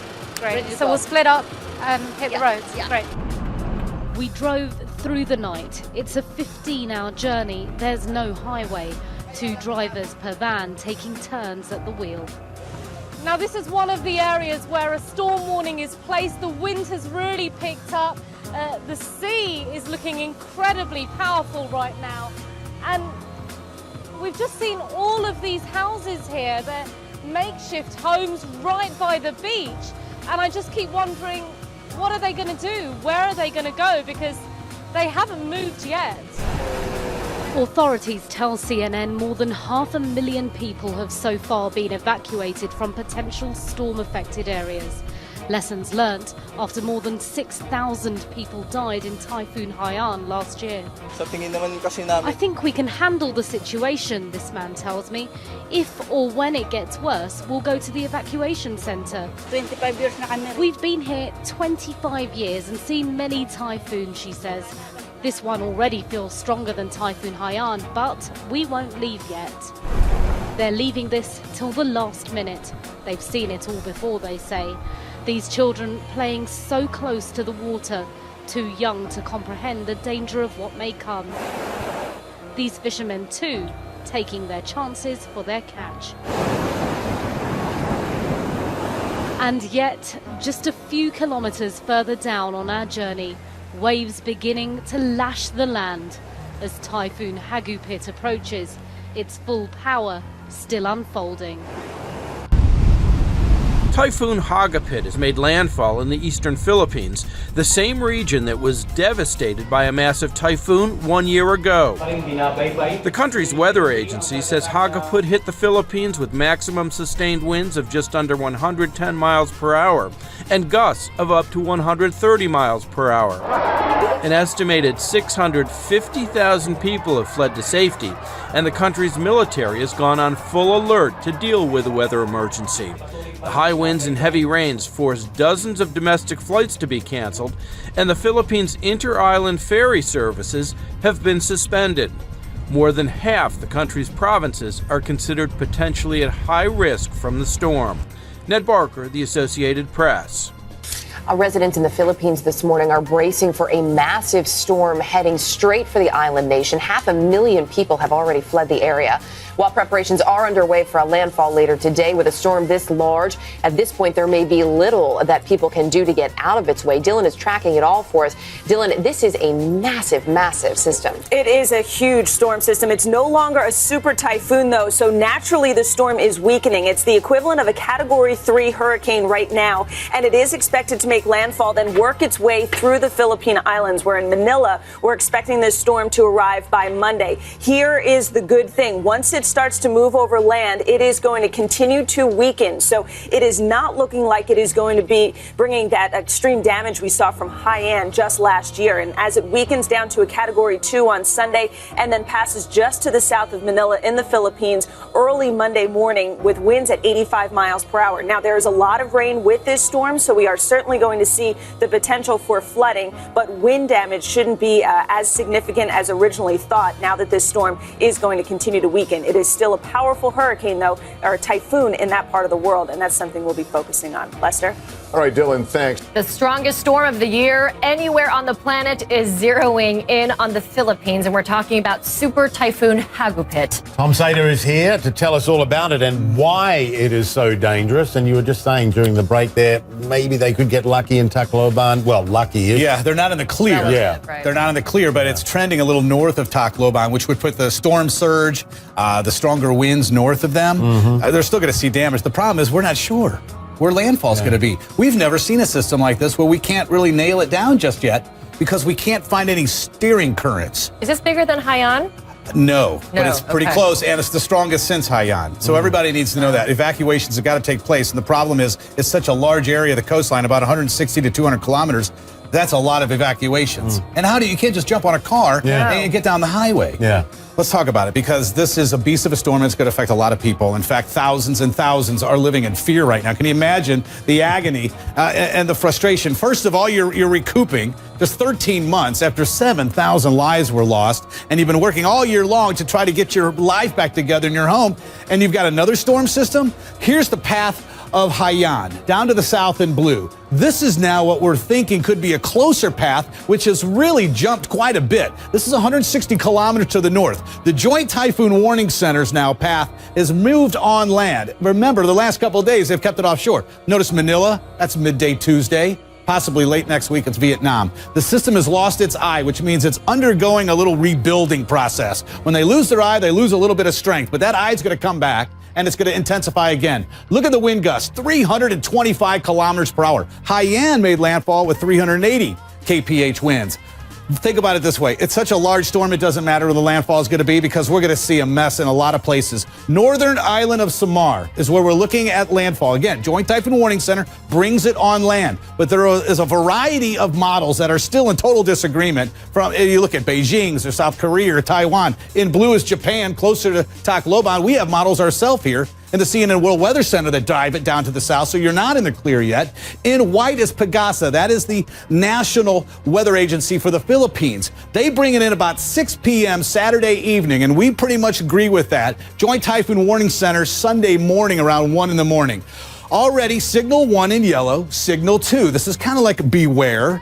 or a watch. We're looking at a strength right now equivalent to a Category 5 hurricane. So again, these are going to become level signals 3 and 4 as the storm gets a little bit closer. Let me show you a history of December storms. Washi was a tropical storm. All right, in 2011, it killed 1,200 people. A tropical storm of flooding. Bhopal, the very first super typhoon to ever make landfall in Mindanao in 2012 in December, killed 1,100 and over 8,000 families were left to find some help. So we're watching Hagibit. So again, as we continue to watch the storm system, the eye will redevelop. It will re-strengthen. We do believe north of Tacloban on Samar Island, but it's going to be Legazpi. It's going to be several landfalls as it makes its way west. And you were saying, I mean, this is some of the warmest waters in the world, which will fuel the strength of this typhoon. And we have seen one year after another, the storms are getting stronger. Because the water's getting warmer. And it's deeper heat. Which is climate change. That's 3 to 4 meters, did you say the storm? At least meter. We had 5 meters with Haiyan, so we were dropping down maybe a meter. Right. It's amazing. Got to get off the coast. 230 kilometer an hour winds? Is that what you said? Well, Gus right now, with about 350. Wow. I mean, it's amazing.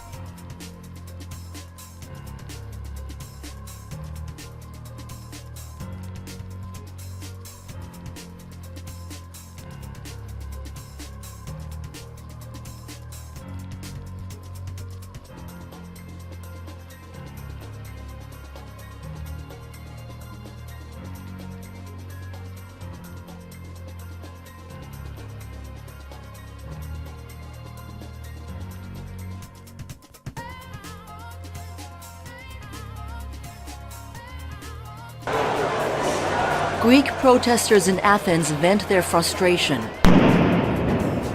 Thousands take to the streets to mark the anniversary of a 2008 police shooting that left a 15-year-old boy dead. The shooting had led to the worst riots in Greece in decades. Some 8,000 police were deployed on Saturday, hoping to avert the street violence that has followed previous protest marches, but it wasn't meant to be. It had started peacefully enough. Protesters marched through the streets of Athens, saying the young generation is simply fed up with the system. This man says the state is trying to kill an entire generation. Protesters were also showing their support for a jailed young anarchist who's demanding access to university classes. But the unrest really reflects a wider climate of discontent. Economic austerity measures have already piqued public anger as families struggle with joblessness, poverty, and taxes.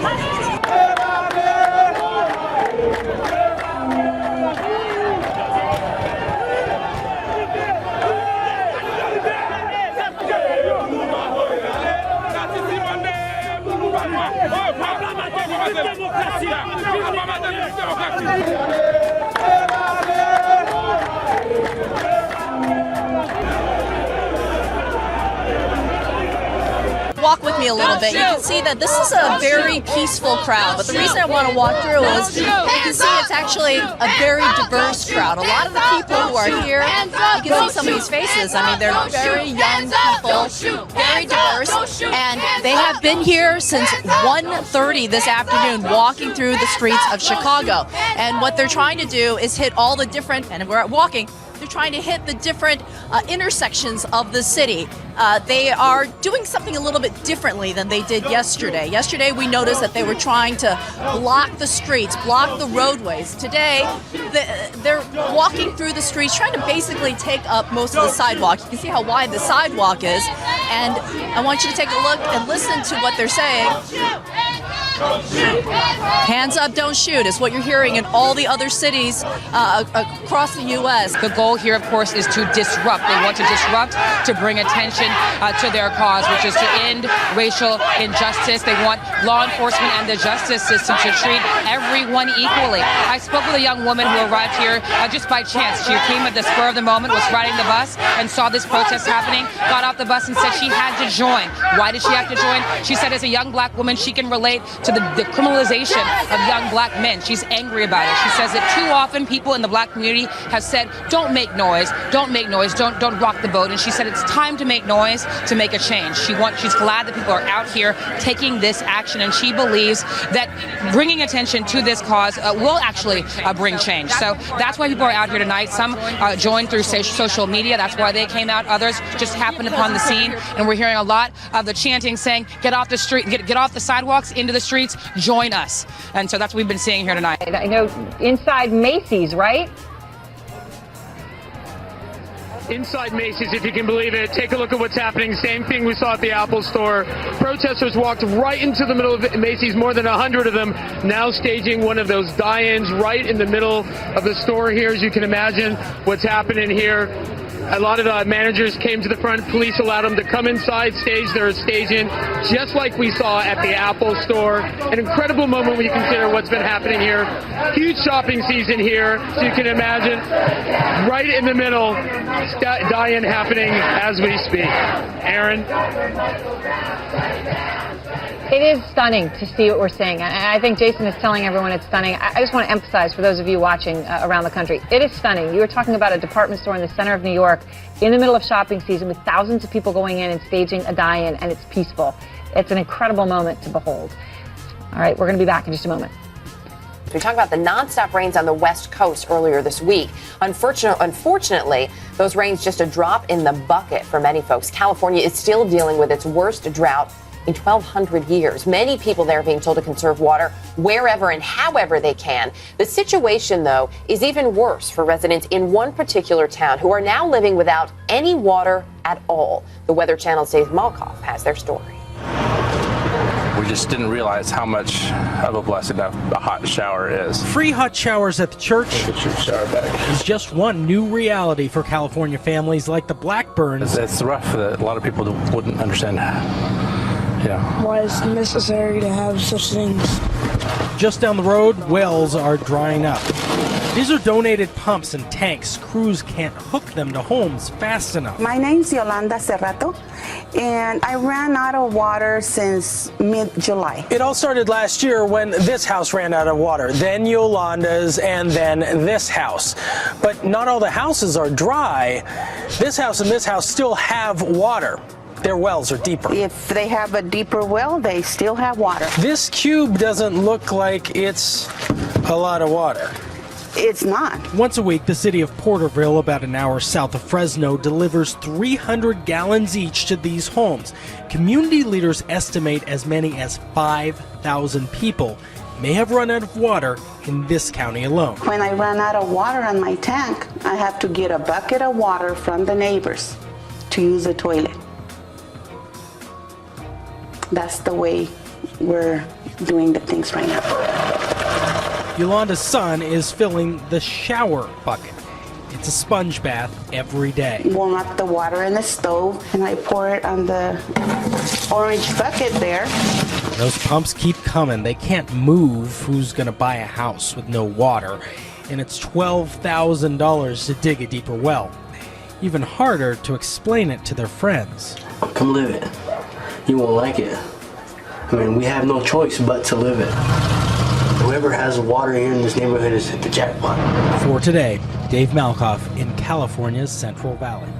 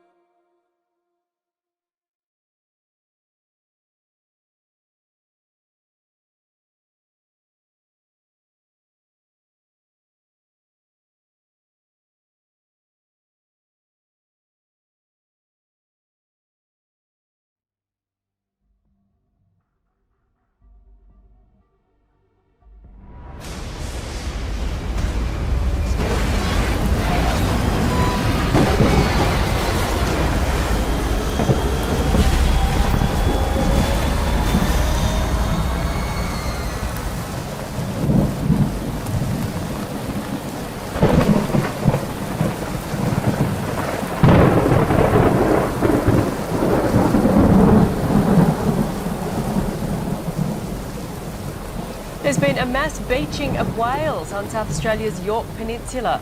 Locals first spotted the sperm whales on a beach near Aradrossan yesterday morning. 7 whales are dead. One of the mammals is still stranded in shallow water.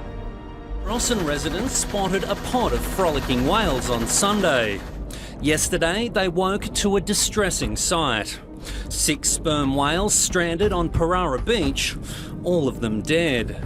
You love to come and watch them swimming, but when you see them like this, it's terrible. Oh, a bit sad. It's a bit of a sad loss, really. Yeah. Late yesterday, a 7th whale was found dead in shallow water further north. Another was spotted alive, swimming 500 metres offshore.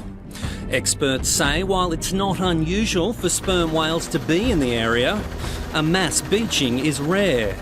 First time I've ever seen anything like this in the 20 years I've been here. Experts say the pod may have swam too close to shore when one of the whales got into trouble and called for help. Because whales are so communal, one of them is in trouble and so goes into shallow water so it can rest on the bottom and breathe more easily. Then when the tide goes out, it starts calling and all the others come to help and they get stuck too. Authorities are now trying to determine how to remove the carcasses. They weigh up to 50 tonnes each, so it could take some time. Moving them is a logistic nightmare, but that's the sorts of things we have to discuss. The public's been asked to stay at least 20 metres away from the whales. The carcasses will attract sharks and could be carrying infectious diseases. Nick Markham, 7 News. A West Coast fishing identity believes oil exploration could be to blame for Yorke Peninsula's mass whale stranding. Researchers from the museum are on the case. They're also trying to work out whether a calf may have been orphaned by the tragedy. It's a whale of a task dissecting a 40-tonne marine animal. We are in the process of taking off the jaws in order to get the teeth. We would like to collect the full skeleton of one animal and possibly the head of another. 6 of the 7 whales have been identified as female. It's hoped testing of genetic samples will shed light on what caused the mass stranding. Some experts believe one of the females may have been separated from her calf. We will be doing some cutting around the mammary glands, hopefully seeing whether one of the animals was lactating or not. Port Lincoln tuna baron Hagen Steers suspects sonar oil exploration in the bites to blame. The sounds could interfere with the sonar system of whales, might scare them in some way, so they change their pattern of immigration. A decision's yet to be made on what will happen to the remains. They're going to have to bury them in some way because obviously they don't want rotting flesh around, possibly bringing disease. If they are left to rot, an exclusion zone could be in place for 90 days. Local businesses are fuming, fearing the smell alone could ruin the tourist season. People just won't want to come, and the smell, like coming in the summer, northerly winds, it's not going to be good. Described it as a major emergency at an apartment building which was being built. Sky's Gamal Fanbule joins us now. And Gamal, from these shots you can see the proximity to the highway, Route 101, which is very, very close to this building, isn't it? Yeah, that's right. And if you look on Twitter, for example, what you're getting from people is how shocked they are. People saying they've never seen a fire like this. They've never seen anything like this in their area. So this is Route 101, extremely busy. It's been closed in both directions, and also the interchange for Route 101 and Route 110 has also been closed. Now, according to the local fire department, somewhere in the region of 200, 250 firefighters are currently at the scene trying to battle this blaze. I mean, look, these shots here are astonishing, aren't they? I mean, it's hard to believe that this is the centre of Los Angeles.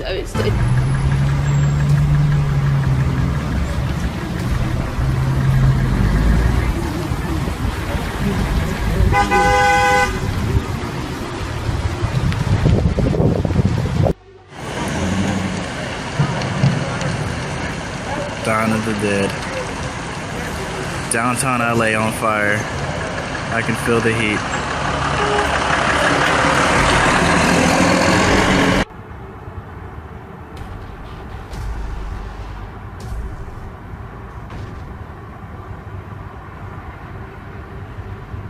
Do you feel it?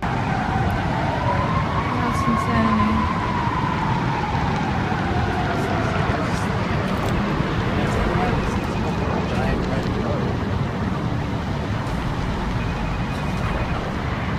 Planes believed to be Israeli struck inside Syria on Sunday. It happened in a Damascus suburb, according to the Syrian government and an opposition group. However, the two sides differ on the target of those strikes. No casualties were reported, and Israel has yet to confirm or deny the reports, which is not unusual. Let's get more now from our senior international correspondent, Ben Wiedemann. He is in Jerusalem. What more do we know about what may or may not have happened involving Israeli jets over Syria, Ben? Well, the basic facts, Hala, are that sometime late yesterday afternoon, there were two airstrikes, one on a facility near the Damascus International Airport, one near the town of Dimas, which is on the highway between Damascus and the Lebanese border.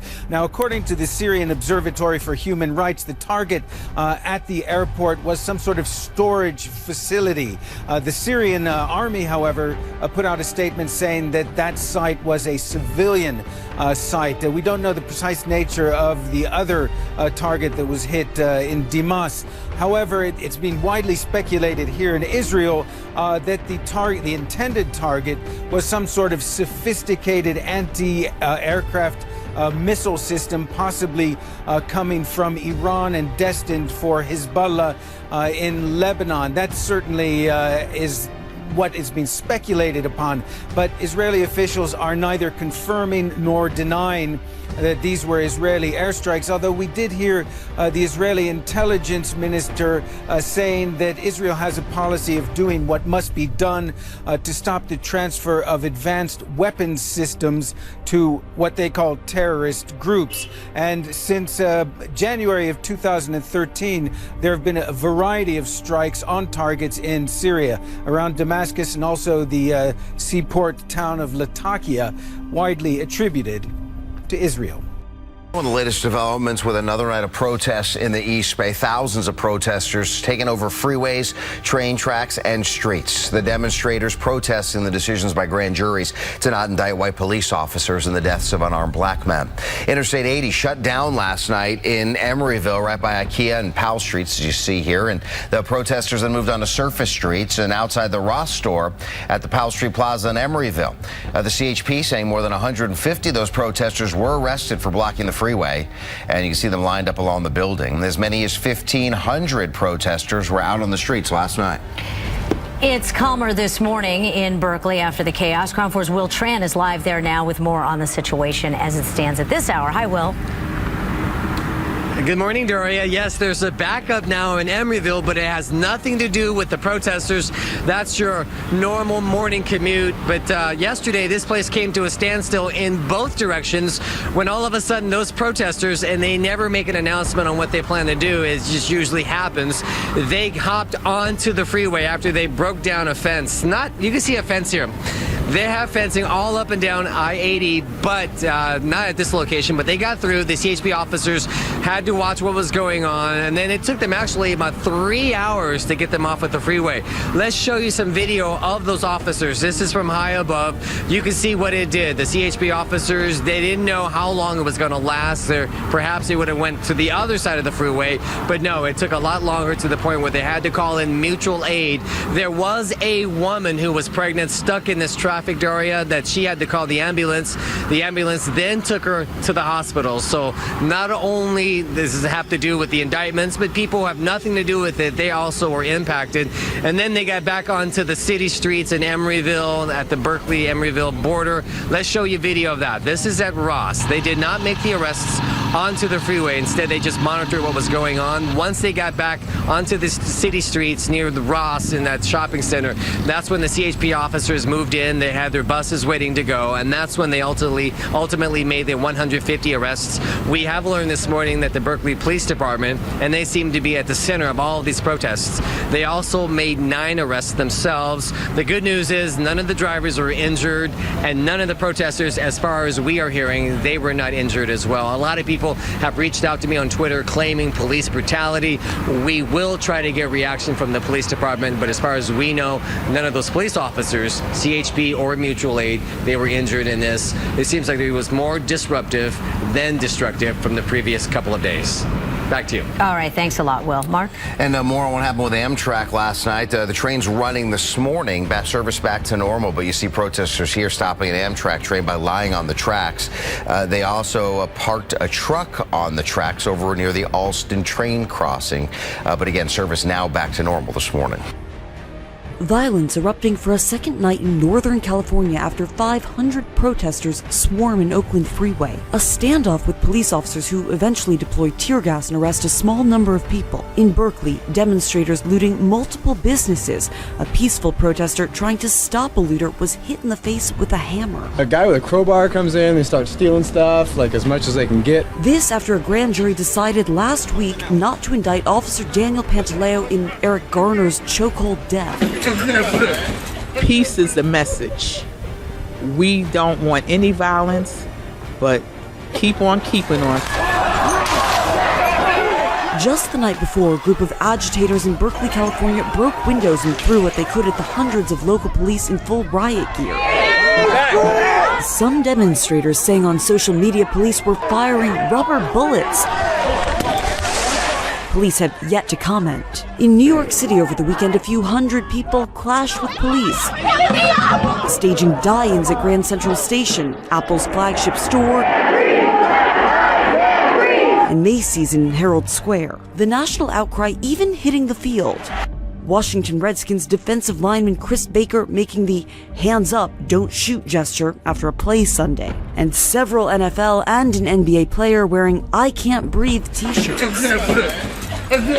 New York City Mayor Bill de Blasio tells ABC News this week his predecessor, Rudy Giuliani, fundamentally misunderstands the reality. You cannot look at an incident in Missouri, another incident in Cleveland, Ohio, and another incident in New York City, all happening in the space of weeks, and act like there's not a problem. Giuliani blasted de Blasio on Fox News last week, saying it's, quote, racist to not acknowledge black-on-black crime, after de Blasio said he tells his biracial son to take special care around police. You should spend 90% of your time talking about the way they're actually probably going to get killed, which is by another black. Garner's widow told NBC's Meet the Press she fears for her children. I'm so afraid of what could happen to them in the street by the police.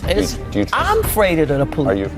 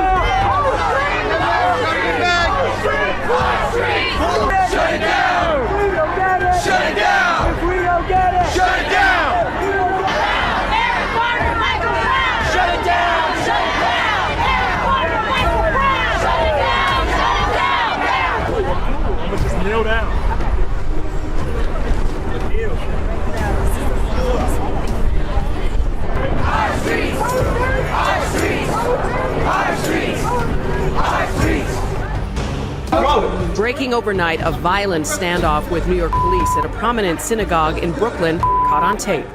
Step away, over here. It was just before 2 a.m. when the suspect, an adult male, stabbed a man who was praying inside in the neck, according to WABC. I see a student with a bloody face here saying, help me, doesn't know what to do.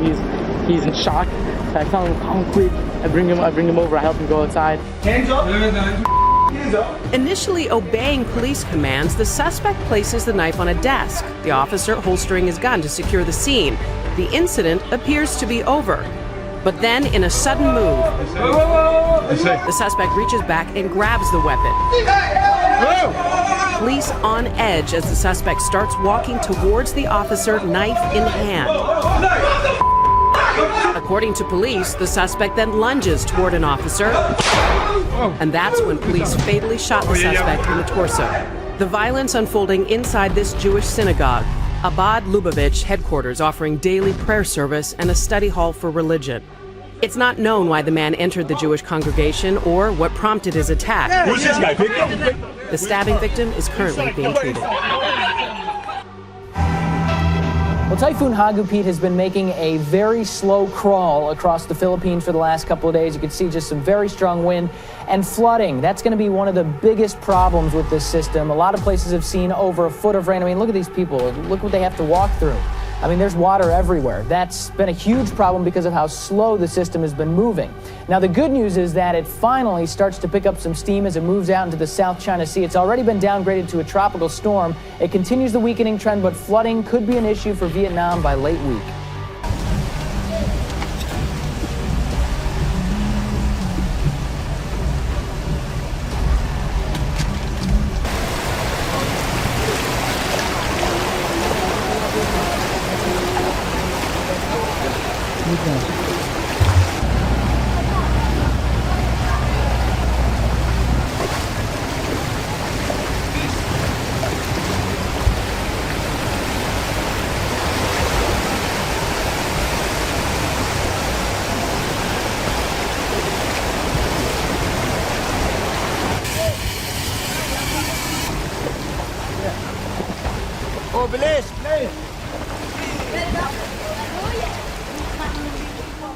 Queensland is preparing for more fierce weather with thunderstorms forecast every day this week. Danger was narrowly avoided in Toowoomba when a funnel formed above the town yesterday, but fortunately it didn't touch the ground. A destructive water spout in Hervey Bay did make landfall, twisting metal around power lines. New South Wales is also being lashed by strong weather fronts. Yesterday, streets in Sydney were flooded in the heavy downpour, with more rain and the risks of storms expected most of this week.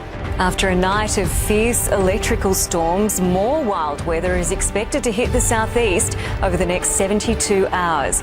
Bianca Stone is in our Gold Coast Bureau. How's the clean-up progressing, Bianca? Well, Katrina, while the storms looked spectacular, fortunately the Gold Coast was relatively unscathed. The SES received 64 calls for help. One man ended up in hospital after he was struck by lightning in one of the most unlikely places. Standing with his wife in the kitchen, Rob Wecker thought he was safe from the storm. Saw a massive streak of light come through the kitchen and hit me. And she just sort of went, whoa, you know, what was that? And I just said, I think I just got hit by lightning. The lightning bolt struck his elbow, travelled through his arm and out of his hand. I had a bit of fluttering in my chest and a bit of numbness and tingling in my hand, but other than that, no pain. I was very lucky. It could have been this bolt caught on camera, striking Burleigh Waters as the storm rolled in. There were 17,000 lightning strikes during the wild weather over southeast Queensland. Another day, another... The bolts often crash down far ahead of the storm front. The sky lit up for hours over Brisbane and Ipswich. Firefighters are investigating whether the fierce electrical assault caused this fire, which destroyed a home at Roadvale near Boonah. There was more damage at Tugun when a tree crashed through a house. It happened during an intense downpour. 74 millimetres fell there, 56 at Benogan in the Gold Coast hinterland. so much water, at times it was hard to see the road. Floodwater rose around cars at Nerang. Lawrence Drive was submerged. People trying to get little marinas through as four-wheel drives. Today, the southeast enjoyed a brief reprieve from the wild weather, but it's only temporary. More storms are expected to menace the region over the next 3 days. Bianca Stone, 7 News. For more now, we're joined by meteorologist Tony Auden. Well, Rod, while it was quiet in the southeast today, it'll be a very different story towards the end of the week. Tomorrow, it all starts to ramp up. A strong upper trough will sweep through western Queensland and destabilise an already volatile and humid atmosphere. So we'll see storms developing through central parts in the afternoon. They'll sweep towards the coast later in the day and spread into heavy rain overnight and into Friday. The southeastern quarter of Queensland is likely to see widespread falls of 50 millimetres, with some locations pushing well over 100 millimetres, and there could be some more severe storms in the mix too. Rod, I'll have the full forecast soon. Mentioning preparations underway all around the Bay Area. It was almost 9 years ago that San Anselmo was underwater, basically, from all the heavy rains that we had from a big storm. Jackie's just still alive there now, where people are preparing once again. Jackie. Absolutely, Mark. You know, we're probably, 12, 15 hours away from the storm. The rain hasn't started falling, but the streets of San Anselmo are already lined with sandbags as people prepare for the upcoming storm. I'm in downtown San Anselmo, and basically you see this row of businesses right here. The San Anselmo Creek runs right behind it, and it is notorious for flooding. In fact, we've seen some of the worst flooding here over the last decade or so in the entire Bay Area. In fact, let's take a look at what it looked like back on New Year's Day of 2006, when the entire downtown was inundated by floodwaters. Absolutely amazing. Decimated lots of businesses and residents around this area. Now, since they've done that, or since they had that flood, there has been some work done on the San Anselmo Creek. A street sweeper's going by, obviously trying to clear some of the leaves off the bushes right now, or off the street as we talk. Anyway, they've done a lot of work on the creek to prepare it, but still residents here who lived through that flood back in 2005 are preparing, and I had a chance to talk to one earlier this morning. And so I walked outside, and I saw the mud was, like chocolate mud was working its way up the street, and it wasn't too far from her apartment, and it was coming around. There's a creek in the back, and it was coming around there, so she was getting it from both ends. So we started picking up furniture and rolling up carpet and getting ready for it to flood, and then it came within 1/4 of an inch of coming into the house, and that was the highest it got for us. What do you guys do now to prepare? I'll get some sandbags today, maybe, if I listen to the weather and think it's going to happen, then I'll get all ready for it to flood again. Now, we were talking about the San Anselmo Creek, but there's all kinds of creeks up here in the North Bay. In fact, here's one from a drop cam of the Ross Valley Fire Department has this. This is the Fairfax Creek, and you can go on to our website. We have links set up to the Ross Valley Fire Department. They monitor these creeks. Every 15 minutes, they have these cameras around so you can monitor what the situation is. It's a great resource. Back out here, sandbags are available all over the Bay Area, especially here in the North Bay. So if you're somebody who's worried about the flood waters coming up over the next couple days, get out and get your sandbags. Now's the time to do it. As you can see out here, Mark, a lot of these residents, a lot of these business owners aren't waiting for the waters to come up. They're trying to get prepared now. Mark? Millions of people will feel the wrath of a nor'easter today. The powerful storm is blowing up the Atlantic coast from the Carolinas to Maine. Heavy rain expected along the shore and up to 2 feet of snow expected inland. Winds could top 60 miles an hour. A powerful nor'easter packing heavy snow and torrential rain slams the Northeast overnight. The storm reportedly to blame for at least 2 deaths, one in New York, the other in Maine, as it bears down on the eastern seaboard. Upstate New York and Vermont seeing upwards of 12 inches of snow in the past 24 hours. And may get 10 more before this week is over. Further south, officials issuing flood warnings from Boston to New York. Record-setting rain in New York City nearing 3 inches. The most rain ever on Tuesday's date, December 9th. We're stuck at home, until this dies down. A bad day for air travel, too. Over 1,000 flights canceled on Tuesday and more than 2,500 delays. Near Boston, Massachusetts, freezing rain creating treacherous black ice on roadways. It was terrifying, actually. I was out of control for like 10 seconds. Causing multiple rollovers and spinouts. This SUV helplessly sliding into parked cars, sending it coasting down a neighborhood street. Couldn't stop the car, it was so icy. Even the sidewalk was dangerous. And a lot of snow came down as well. Killington, Vermont, although you will take it up there in the ski resort, 14 inches, take that. Albany only 1.5 inches, so it really depends on where you are. And more snow coming down today, especially here in the higher elevations. Even around Buffalo, Chautauqua, Cattaraugus County, Syracuse, going to pick up another foot of snow. Now that foot of snow is not going to get down to New York City, it's not going to get to Philadelphia, but there will be flurries in the sky in New York for effect, I guess, for the next couple days as the storm does come, just sits there and spins for a while before it finally exits. The next story we'll be talking about is a major storm in the west. We'll get to that in the next couple days, but this will put feet of snow in the Sierra, rain on the desert, parched areas of Northern California. They really need this storm. They just don't need the flooding that's going to come with it. Good evening. It got very dark very early this afternoon. There was more dangerous hail and heavy rain as Sydney was battered by storms yet again. The bad weather's causing trouble right across the state. On the far south coast, 5 people were rescued from a raging flood. Throughout the afternoon, the latest storm fronts have seen hail hammering down the northern suburbs and northern beaches, particularly copping a battering. This was at Waitara, as Sydney-siders found themselves handling hailstones almost golf ball sized. As the system moved across the north, it brought a bucketing to St Ives, enough to turn backyards white. It's also where this tree was toppled, triggering one of more than 100 calls for help to state emergency service volunteers in the last few hours. On the south coast, rescue came from above, from the river left raging by torrential rain. Near Maruya yesterday, the Westpac Lifesaver helicopter was called in to winch 2 men and their 10-year-old daughters to safety. They'd been on a canoeing trip when the river became too dangerous, swelled by falls in the area of around 260 millimetres. Rescues too in Sydney as the storm swept through yesterday, quickly swamping some roads and leaving cars stranded. The SES were called in to save a driver at Padstow. They warned driving through the flash flooding isn't worth the risk. Don't ever think that you can get through it because that time may not happen for you.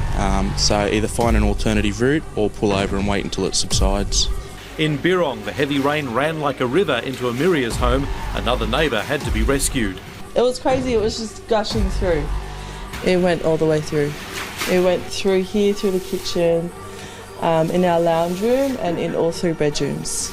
Around the corner at the local IGA supermarket, the overwhelming rain burst through the ceiling, washing through the store, leaving another big clean-up. Straight away, we asked them to move away from the water and to stay away somewhere safe. The conditions delivered other dangers. At St Mary's, this car lost control in the wet, slamming into a tree. Then there's been this week's lightning. Wow! Whoa! Uma Pekkanen just a few cars behind when the bolt felled the tree onto another vehicle. It was shocking. I've never seen anything like that in my life. In Preston's, the shock came from a power pole fire. See, it's going to blow. Move. This afternoon, small localised storms have been forming across Sydney, coming from the northwest. This rain started near Hornsby before travelling down the upper and lower north shores and here into the city. As the black line of storms crossed over the beaches late today, it was coastal suburbs taking an icy hit, copping the city's latest stormy blast. Paul Caddick, 7 News. Sydney copped another drenching today, not as late and not as heavy as some, but still making the past week one of the wettest on record. SES and power crews have been flat out all day cleaning up the damage from fallen trees and wires, but there could be a reprieve. Paul Caddick joins us now from the airport. Paul, what's the outlook? Well, Mark, the good news is our record run of storms is over, with a parting shot today delivering another downpour, a wind gust here at the airport of 76 kilometres an hour and another 180 calls for help to the State Emergency Service. But it will only be a short break, with storms back in the forecast later this week. Those familiar black clouds rolled in a little earlier today, but were just as intense. Temperatures at Penrith dropped 10 degrees in half an hour. Horsley Park copped a wind gust of 70 kilometres an hour, even stronger on the coast. At Beacon Hill, a 78-year-old woman was hit by lightning. She was at the sink peeling potatoes when she was struck from outside the window and thrown clear across the room. It has become Sydney's storm o'clock, and yesterday another afternoon blast of pelting rain. Battering hail. Dangerous driving conditions. Shock. And awe. This is crazy. Combined with stronger winds, it left scars across the suburbs, especially the north, northwest and Macarthur. At Blythe Park near Windsor, this was the damage done by a falling tree. I've seen one storm that was pretty bad, but nothing to equal this scene anyway.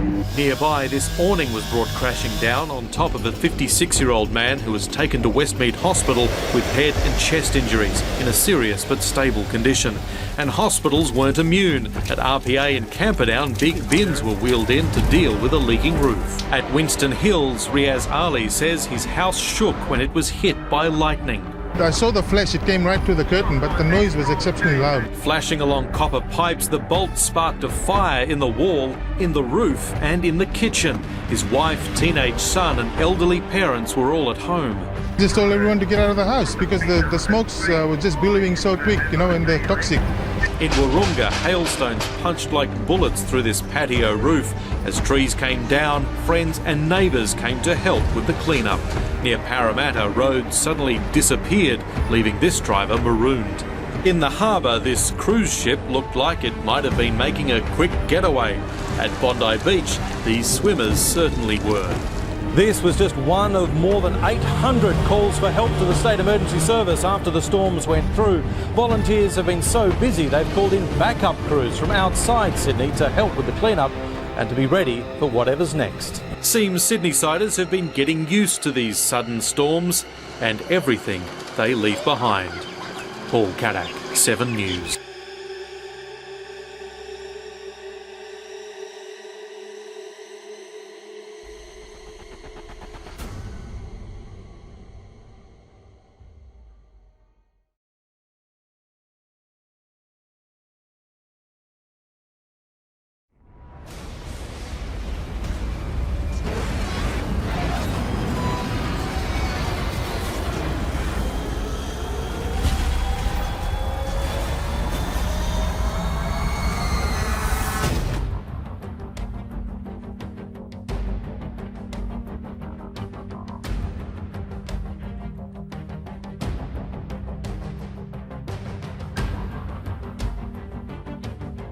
Weather, our nice but chilly weather continues. Yes, let's check in now with Jeff Hill.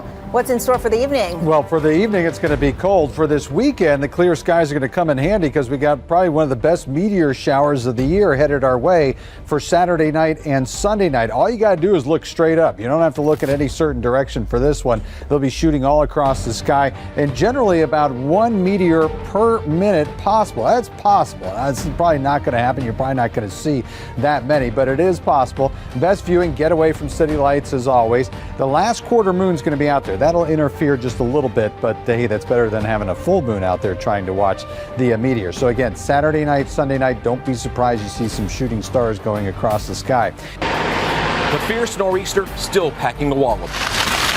The deadly storm claiming at least 2 lives. More than 30,000 people still without power Wednesday night. We expect to be continuing to work restoring power into Saturday. Residents digging out from nearly 2 feet of snow. On the roads, heavy snow and gusty winds made driving treacherous, causing multiple accidents. Many cars stuck as police try to help. Traffic at a standstill. Some 15 miles of Interstate 81 shut down for several hours. This as the West Coast braces for what could be the biggest storm in 5 years. Heavy rains already triggering flooding in Washington state. Some residents along the coast forced to evacuate as surging waves crashing into the eroding shore leaving home after home destroyed. This is incredible. I mean, this was wind-driven waves over the top of my deck. Wiped everything out. Let's turn to the East Bay, where a tree fell on a big rig in Pinole. Some of the lanes are blocked, and Crown 4's Mike Pelton is there right now. So, Mike, what do you see? Well, good morning, Daria. Yeah, Caltrans crews are here on the scene, as is the CHP. This happened at about 3 o'clock this morning, and the CHP clarified a little bit what happened. They say a large tree fell and covered 3 lanes eastbound 80 at Knoll Valley Road, and then a big rig subsequently hit the tree after it had fallen down. There was some damage to that big rig, which was hauling wastewater, although fortunately the driver of that rig is okay. I think you're looking at video of the tree or over the past hour, I should say. Caltrans crews have arrived on the scene. They've been chopping up this tree and are working now to clear all the lanes. The CHP told us they hope to have all lanes reopened by about 6 o'clock this morning, although it looks like they're going much faster than anticipated. Looks like they might have this cleared a little earlier than expected, although currently they do have all eastbound lanes of the 80 closed. They are detouring traffic off at Knoll Valley Road. I can look behind me, see just a huge backup. Not sure how far that extends, Daria, but it's got to be quite a ways. But it does look like hopefully they'll get this clear sooner rather than later, as they were telling us 6 o'clock just a short time ago. And tell me right now about the wind and the rain that you have there. The rain stopped. It was coming down a little bit a short time ago. We're not getting rain right now, but the wind is unbelievable. I'm wearing a hat, Daria, and it blew my hat off across a part of the freeway. Fortunately, this part is closed, but the wind is rocking the vehicles we're in. Almost difficult to walk back and forth. That wind is so strong. All right, thanks a lot, Mike. And that is why there are these high wind warnings and flash flood warnings, and that's why a lot of schools have canceled too, Mark.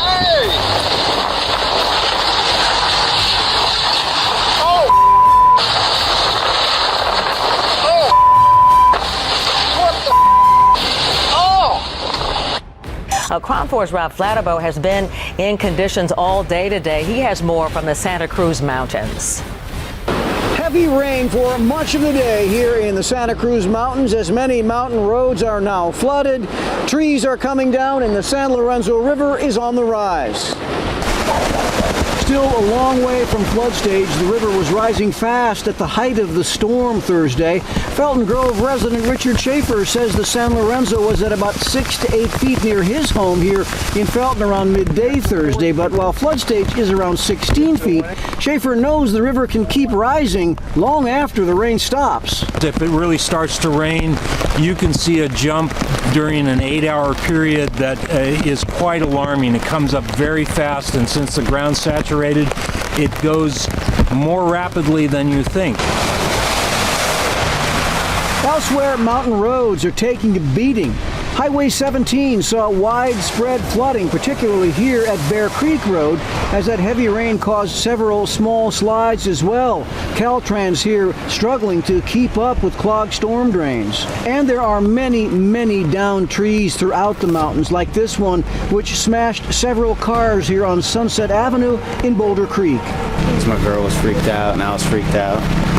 We just wanted to get out of here, try to go down and get a hotel in Santa Cruz. This is the San Lorenzo River here in Boulder Creek. Still a long way from flood stage, but also a long way from where it was just 24 hours ago. In Boulder Creek, Rob Flatterbow, Crown 4 News. Well, we had a major rock slide here, and this is where it breached, up here, right where these K-rails were. They heard a rumbling, they heard a thundering. It wasn't lightning. It was billions and billions of rocks. And if we come on over here, Stike, and show, you have homes that are literally covered in rocks. 10 homes now red tagged, meaning uninhabitable, Wolf.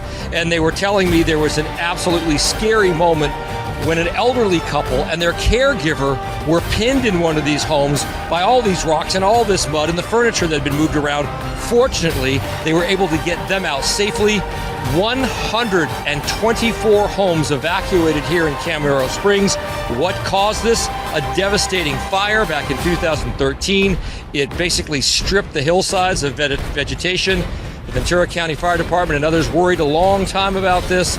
Last night, overnight, in just 3 hours, They got between 1.5 inches and 2 inches of rain, and that loosened up the hillsides, and these rocks just came tumbling and thundering down, Wolf. We've been mostly lucky, but that powerful nor'easter moving up the East Coast is bringing wind, snow, and icy rain to our north as the West Coast deals with its own strong storm. Lana Zach has more as thousands brace for this winter weather. This winter storm hit the Northeast like a freight train.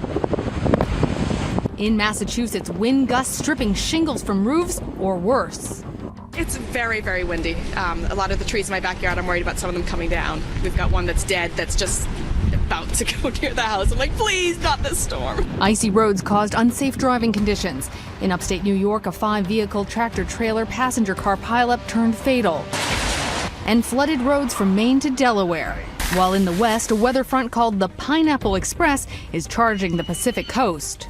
That atmospheric river of moisture that has been pluming toward the west coast will now slip south. And this is a real thing. It's called the Pineapple Express. We've got high wind warnings, flood watches, and up in the Sierra, blizzard warnings. ABC forecasts that this could be the strongest west coast storm in the last 5 years, with wind gusts of 70 miles per hour in the Bay Area and twice that, a fierce 140 miles per hour in the ridges of the Sierras.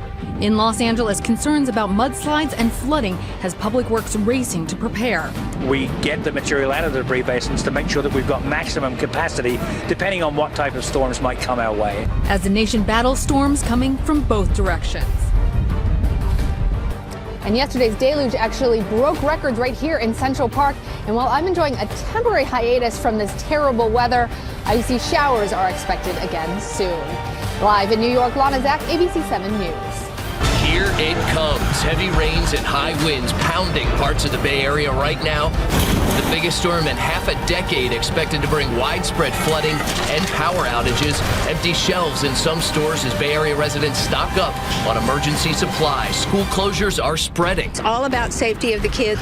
What to expect for the morning commute as Cron 4 tracks the storm barreling into the Bay Area tonight. Good evening, everybody. I'm Pam Moore. That big storm we've been telling you about for more than a week has arrived, and school districts are responding by closing classrooms tomorrow. San Francisco Public Schools, Oakland Public Schools, the West Contra Costa and Fremont Unified School District closed tomorrow. All Marin County school districts are closed tomorrow. Some Sonoma County districts are closed as well. Alameda, Berkeley, San Leandro, San Lorenzo, Hayward, and the New Haven Unified School District are all also closed on Thursday, as well as a number of colleges and private schools throughout the Bay Area. We have all of those closures listed on cron4.com, as well as scrolling on the ticker at the bottom of your screen, along with information on sandbag locations. Now, I'm joined tonight by a team of reporters tracking the storm. Cron 4 Chief Meteorologist Jacqueline Bennett in the Weather Center. Charles Clifford is live tonight in Santa Rosa. Scott Rates is live in Pacifica, covering the big waves and other coastal community concerns, and J.R. Stone is live in San Francisco with businesses blockaded by sandbags. We begin tonight with Jacqueline. So, Jacqueline, where do things stand right now? Well, Pam, right now we are seeing some showers push into the North Bay, some of them bringing some moderate rainfall. And this isn't even the main event just yet. That's going to come overnight. Here's a look at Storm Tracker 4 radar, show you what's going on right now. Zooming in over Highway 101, you can see that we do have some more moderate rainfall here just north of Santa Rosa, in between Windsor, about 1/10 of an inch of hour there. Rohnert Park just to the east, about the same. Now, timing this heavier cell as it moves up towards Yountville, about 28 minutes before that actually moves down into Yountville. So zooming in a little bit on this rainfall near Petaluma, you can see it's light of Highway 101 for now until you get up to about Santa Rosa, and then in between Santa Rosa and Healdsburg, it is a little bit heavier. Also, that heavier cell that's sitting offshore, we'll time that into Petaluma as well, and you'll see that it's going to arrive at about an hour and 20 minutes from now, that heavier rain that's sitting over the coastal waters. So let's get right to Futurecast, and it's really pinpointing the pattern well right now. You can see the spotty showers continuing mainly through the North Bay through the 11 o'clock hour, and then also continuing through about 4.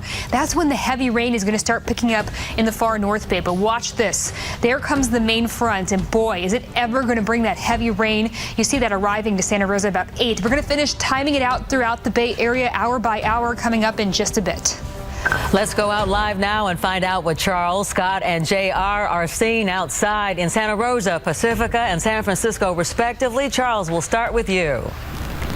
Well, right now I'm off a golf course drive here in Santa Rosa, not too far from Highway 101, and just in the last minute or so the rain has let up a little bit, but it's been raining steadily all evening. Not a downpour, but just a steady rain that started about 3:30 this afternoon.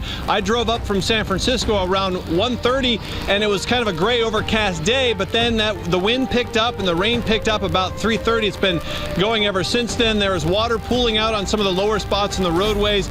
Traffic on 101 is steady. It's moving well, but it's moving slowly, and a lot of the roadways here are slick. I'm also right next to a Home Depot where they've got a sand pile set up, and folks have been stopping by and filling up their sandbags, getting prepared for the weather that's still to come. In the North Bay, Charles Clifford at KRON 4 News. Thank you, Charles. KRON 4 Scott Wright standing by in Pacifica tonight. Scott.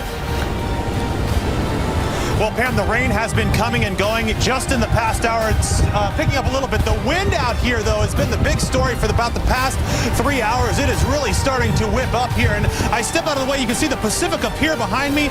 The waves are also starting to kick up out here. All of this of concern for residents.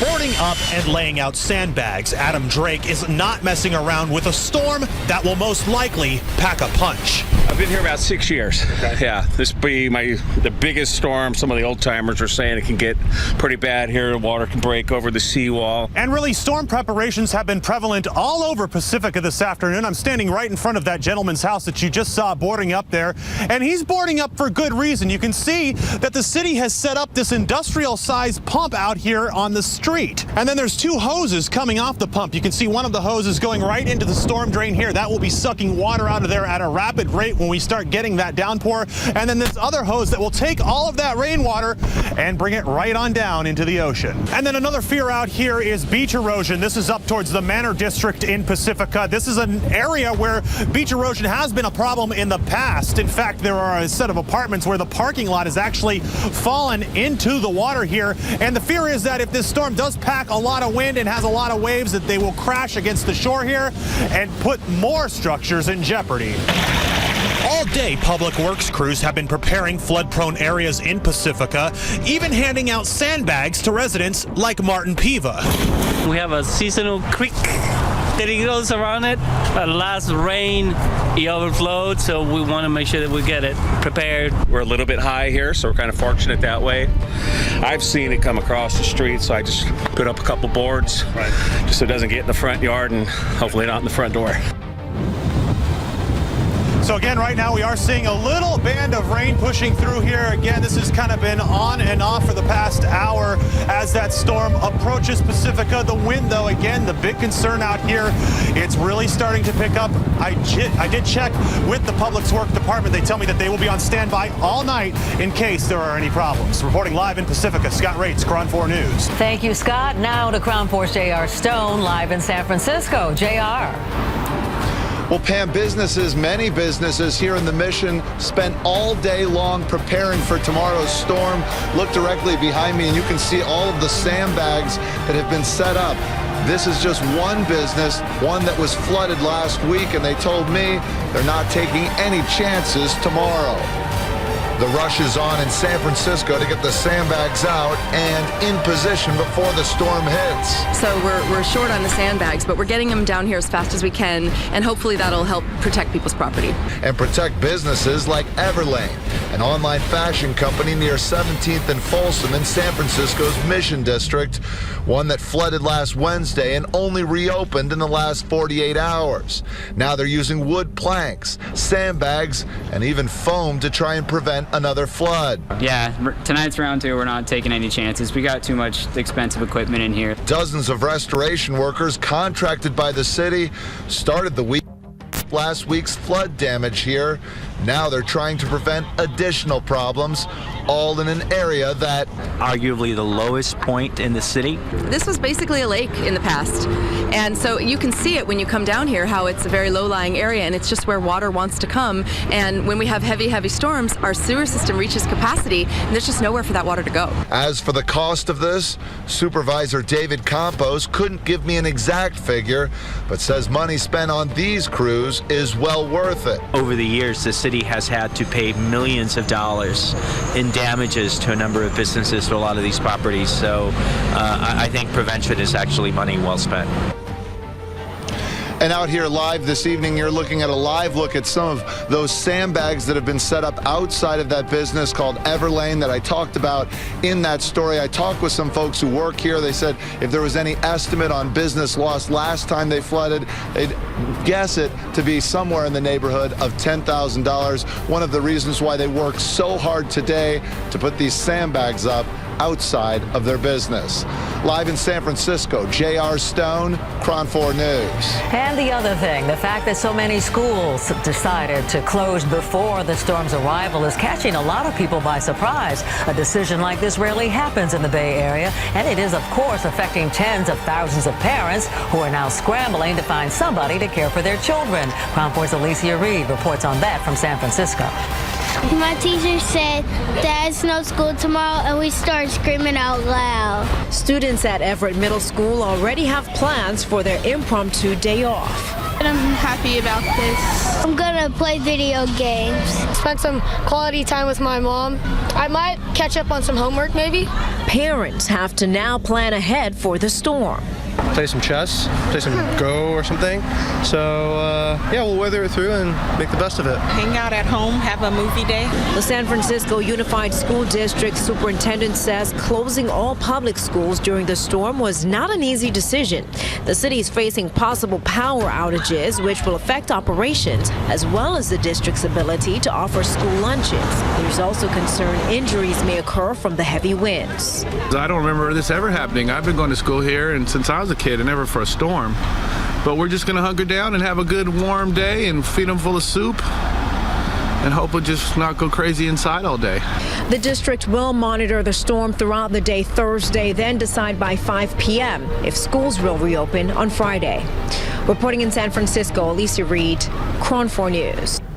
As we continue to monitor this huge storm, which is causing all kinds of problems, you're looking at street flooding, but imagine what the San Francisco PUC crews are dealing with today. On the phone, Tyrone June with the PUC.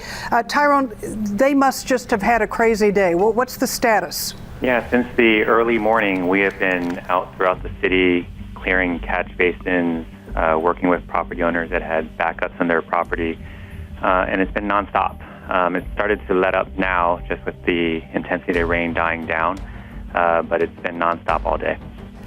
Tyrone, we've seen a lot of businesses where we're not just talking about flooding, but backed up sewage problems. What are some of the worst problems you still have to deal with? I mean, right now, there was pretty significant flooding around the neighborhood of 17th and Folsom. There were about 50 properties that experienced flooding out there in this low-lying area, and we're working with them to, basically with a restoration company, to restore all of those homes, get them cleaned out, and get people back on their feet. You know, that's definitely a major issue. Through the evening, we're continuing to chip away at all the calls and reports we got of clogged intersections, drains, and flooded streets, and we expect to have most of it wrapped up by late this evening. I was going to ask you if crews would be more or less working around the clock, Tyrone. They'll be there for a while. Yeah, we're going to be out there as long as needed, and then once we feel satisfied and comfortable with knocking down all the jobs that we have, we may go to a skeleton crew or an on-call crew at that time, given that the rains are going to lighten up. All right, Tyrone, all I can say is good luck. I know you've had a busy day. Thanks very much. That's Tyrone Jew with the San Francisco Public Utility Commission. Let's go to a break, and we will have more on the storm after this.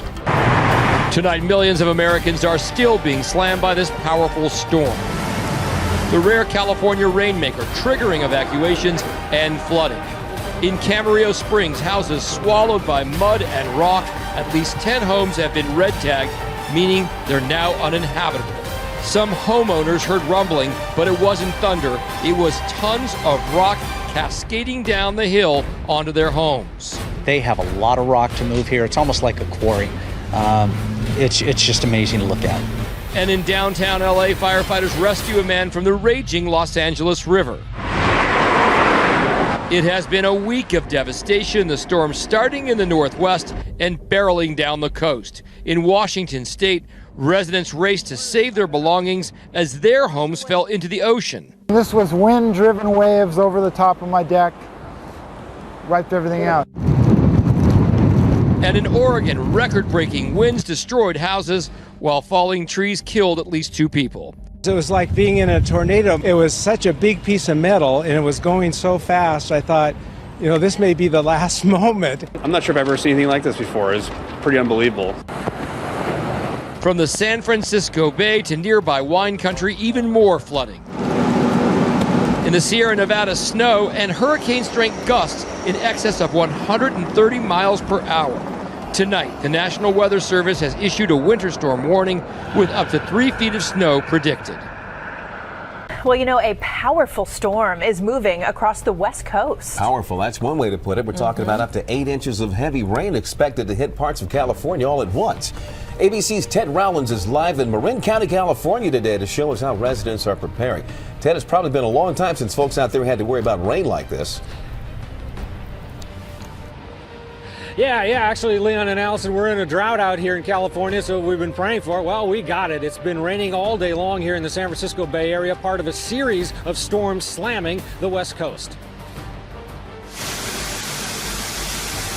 Streets underwater across Northern California. This is Daly City, just south of San Francisco, where the rain and wind has been pounding residents for hours. Wind gusts up to 70 miles per hour in some areas, bringing trees down across the region, including this one on top of a car in San Jose. Along the entire western coastline, huge waves are crashing against the shore. Woo! That wind, the rain is hitting his head like little rocks. I've already lost my hat. The strong winds are one way out here. I want you to see how these waves are just crashing. In Washington state, large chunks of land breaking apart, falling into the water, leaving homes dangling. 2 houses have already been lost to the storm. This homeowner fearing his house might be next. I knew it was going to happen sooner or later, but I hope it wasn't this soon. Drenching rains in parts of western Washington left streets flooded. Hundreds of schools across the Bay Area closed. As you can see, our dogs still need to be walked.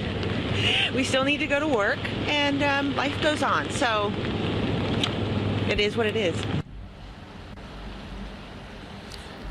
And other major issues, power outages, 100,000 customers in San Francisco without power. And the roads, there are accidents, standing water everywhere here at the Golden Gate Bridge. They closed a lane because of the wind. Meteorologists say it's going to continue throughout the rest of the day. Reporting live at the Golden Gate Bridge, Ted Rowlands, ABC 7 News. Allison, Leon. Good deal. Ted. Thanks, Ted. Really unusual. Hashtag Stormageddon. That's how many are labeling some of the worst weather to hit Northern California in years. Pounding rain causing some streets to flood and rivers to rise. A grocery store parking lot turned into a lake. The powerful wind shaking area bridges, making driving hazardous. And those same hurricane-like conditions knocking out power to 150,000 people and businesses in the Bay Area, including this restaurant in downtown San Francisco that can't open. No, cannot. Can't see. It's a safety issue. So it's certain corners are blocked off and somebody falls, so we can't do that. At the San Francisco International Airport, at least 225 flights canceled. Ferry service also halted for many routes today, but this rider was able to make his daily commute to the city. It was pretty bumpy. I swear we were airborne as we were going up and down, and everybody was in great spirits and laughing. But it was no normal ferry ride today. Northeast of the city, it began snowing in the Sierra Nevada near Lake Tahoe, where 2 to 3 feet of snow is anticipated. A wind gust clocking in at 107 miles per hour. The same storm system hitting Washington state a day earlier, the rising tide eroding beaches and destroying at least 2 houses. Back here in California, the miserable conditions come with one positive side effect. The state, in the middle of a record 3-year drought, can use all the moisture it can get. What do you make of all this rain? We need it, but I wish it would come more evenly spread out. Instead of all in one night, you just got to roll with the punches. It'll be fine.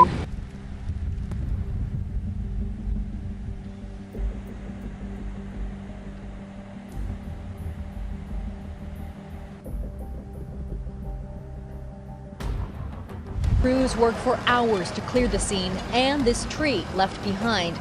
A tragic reminder.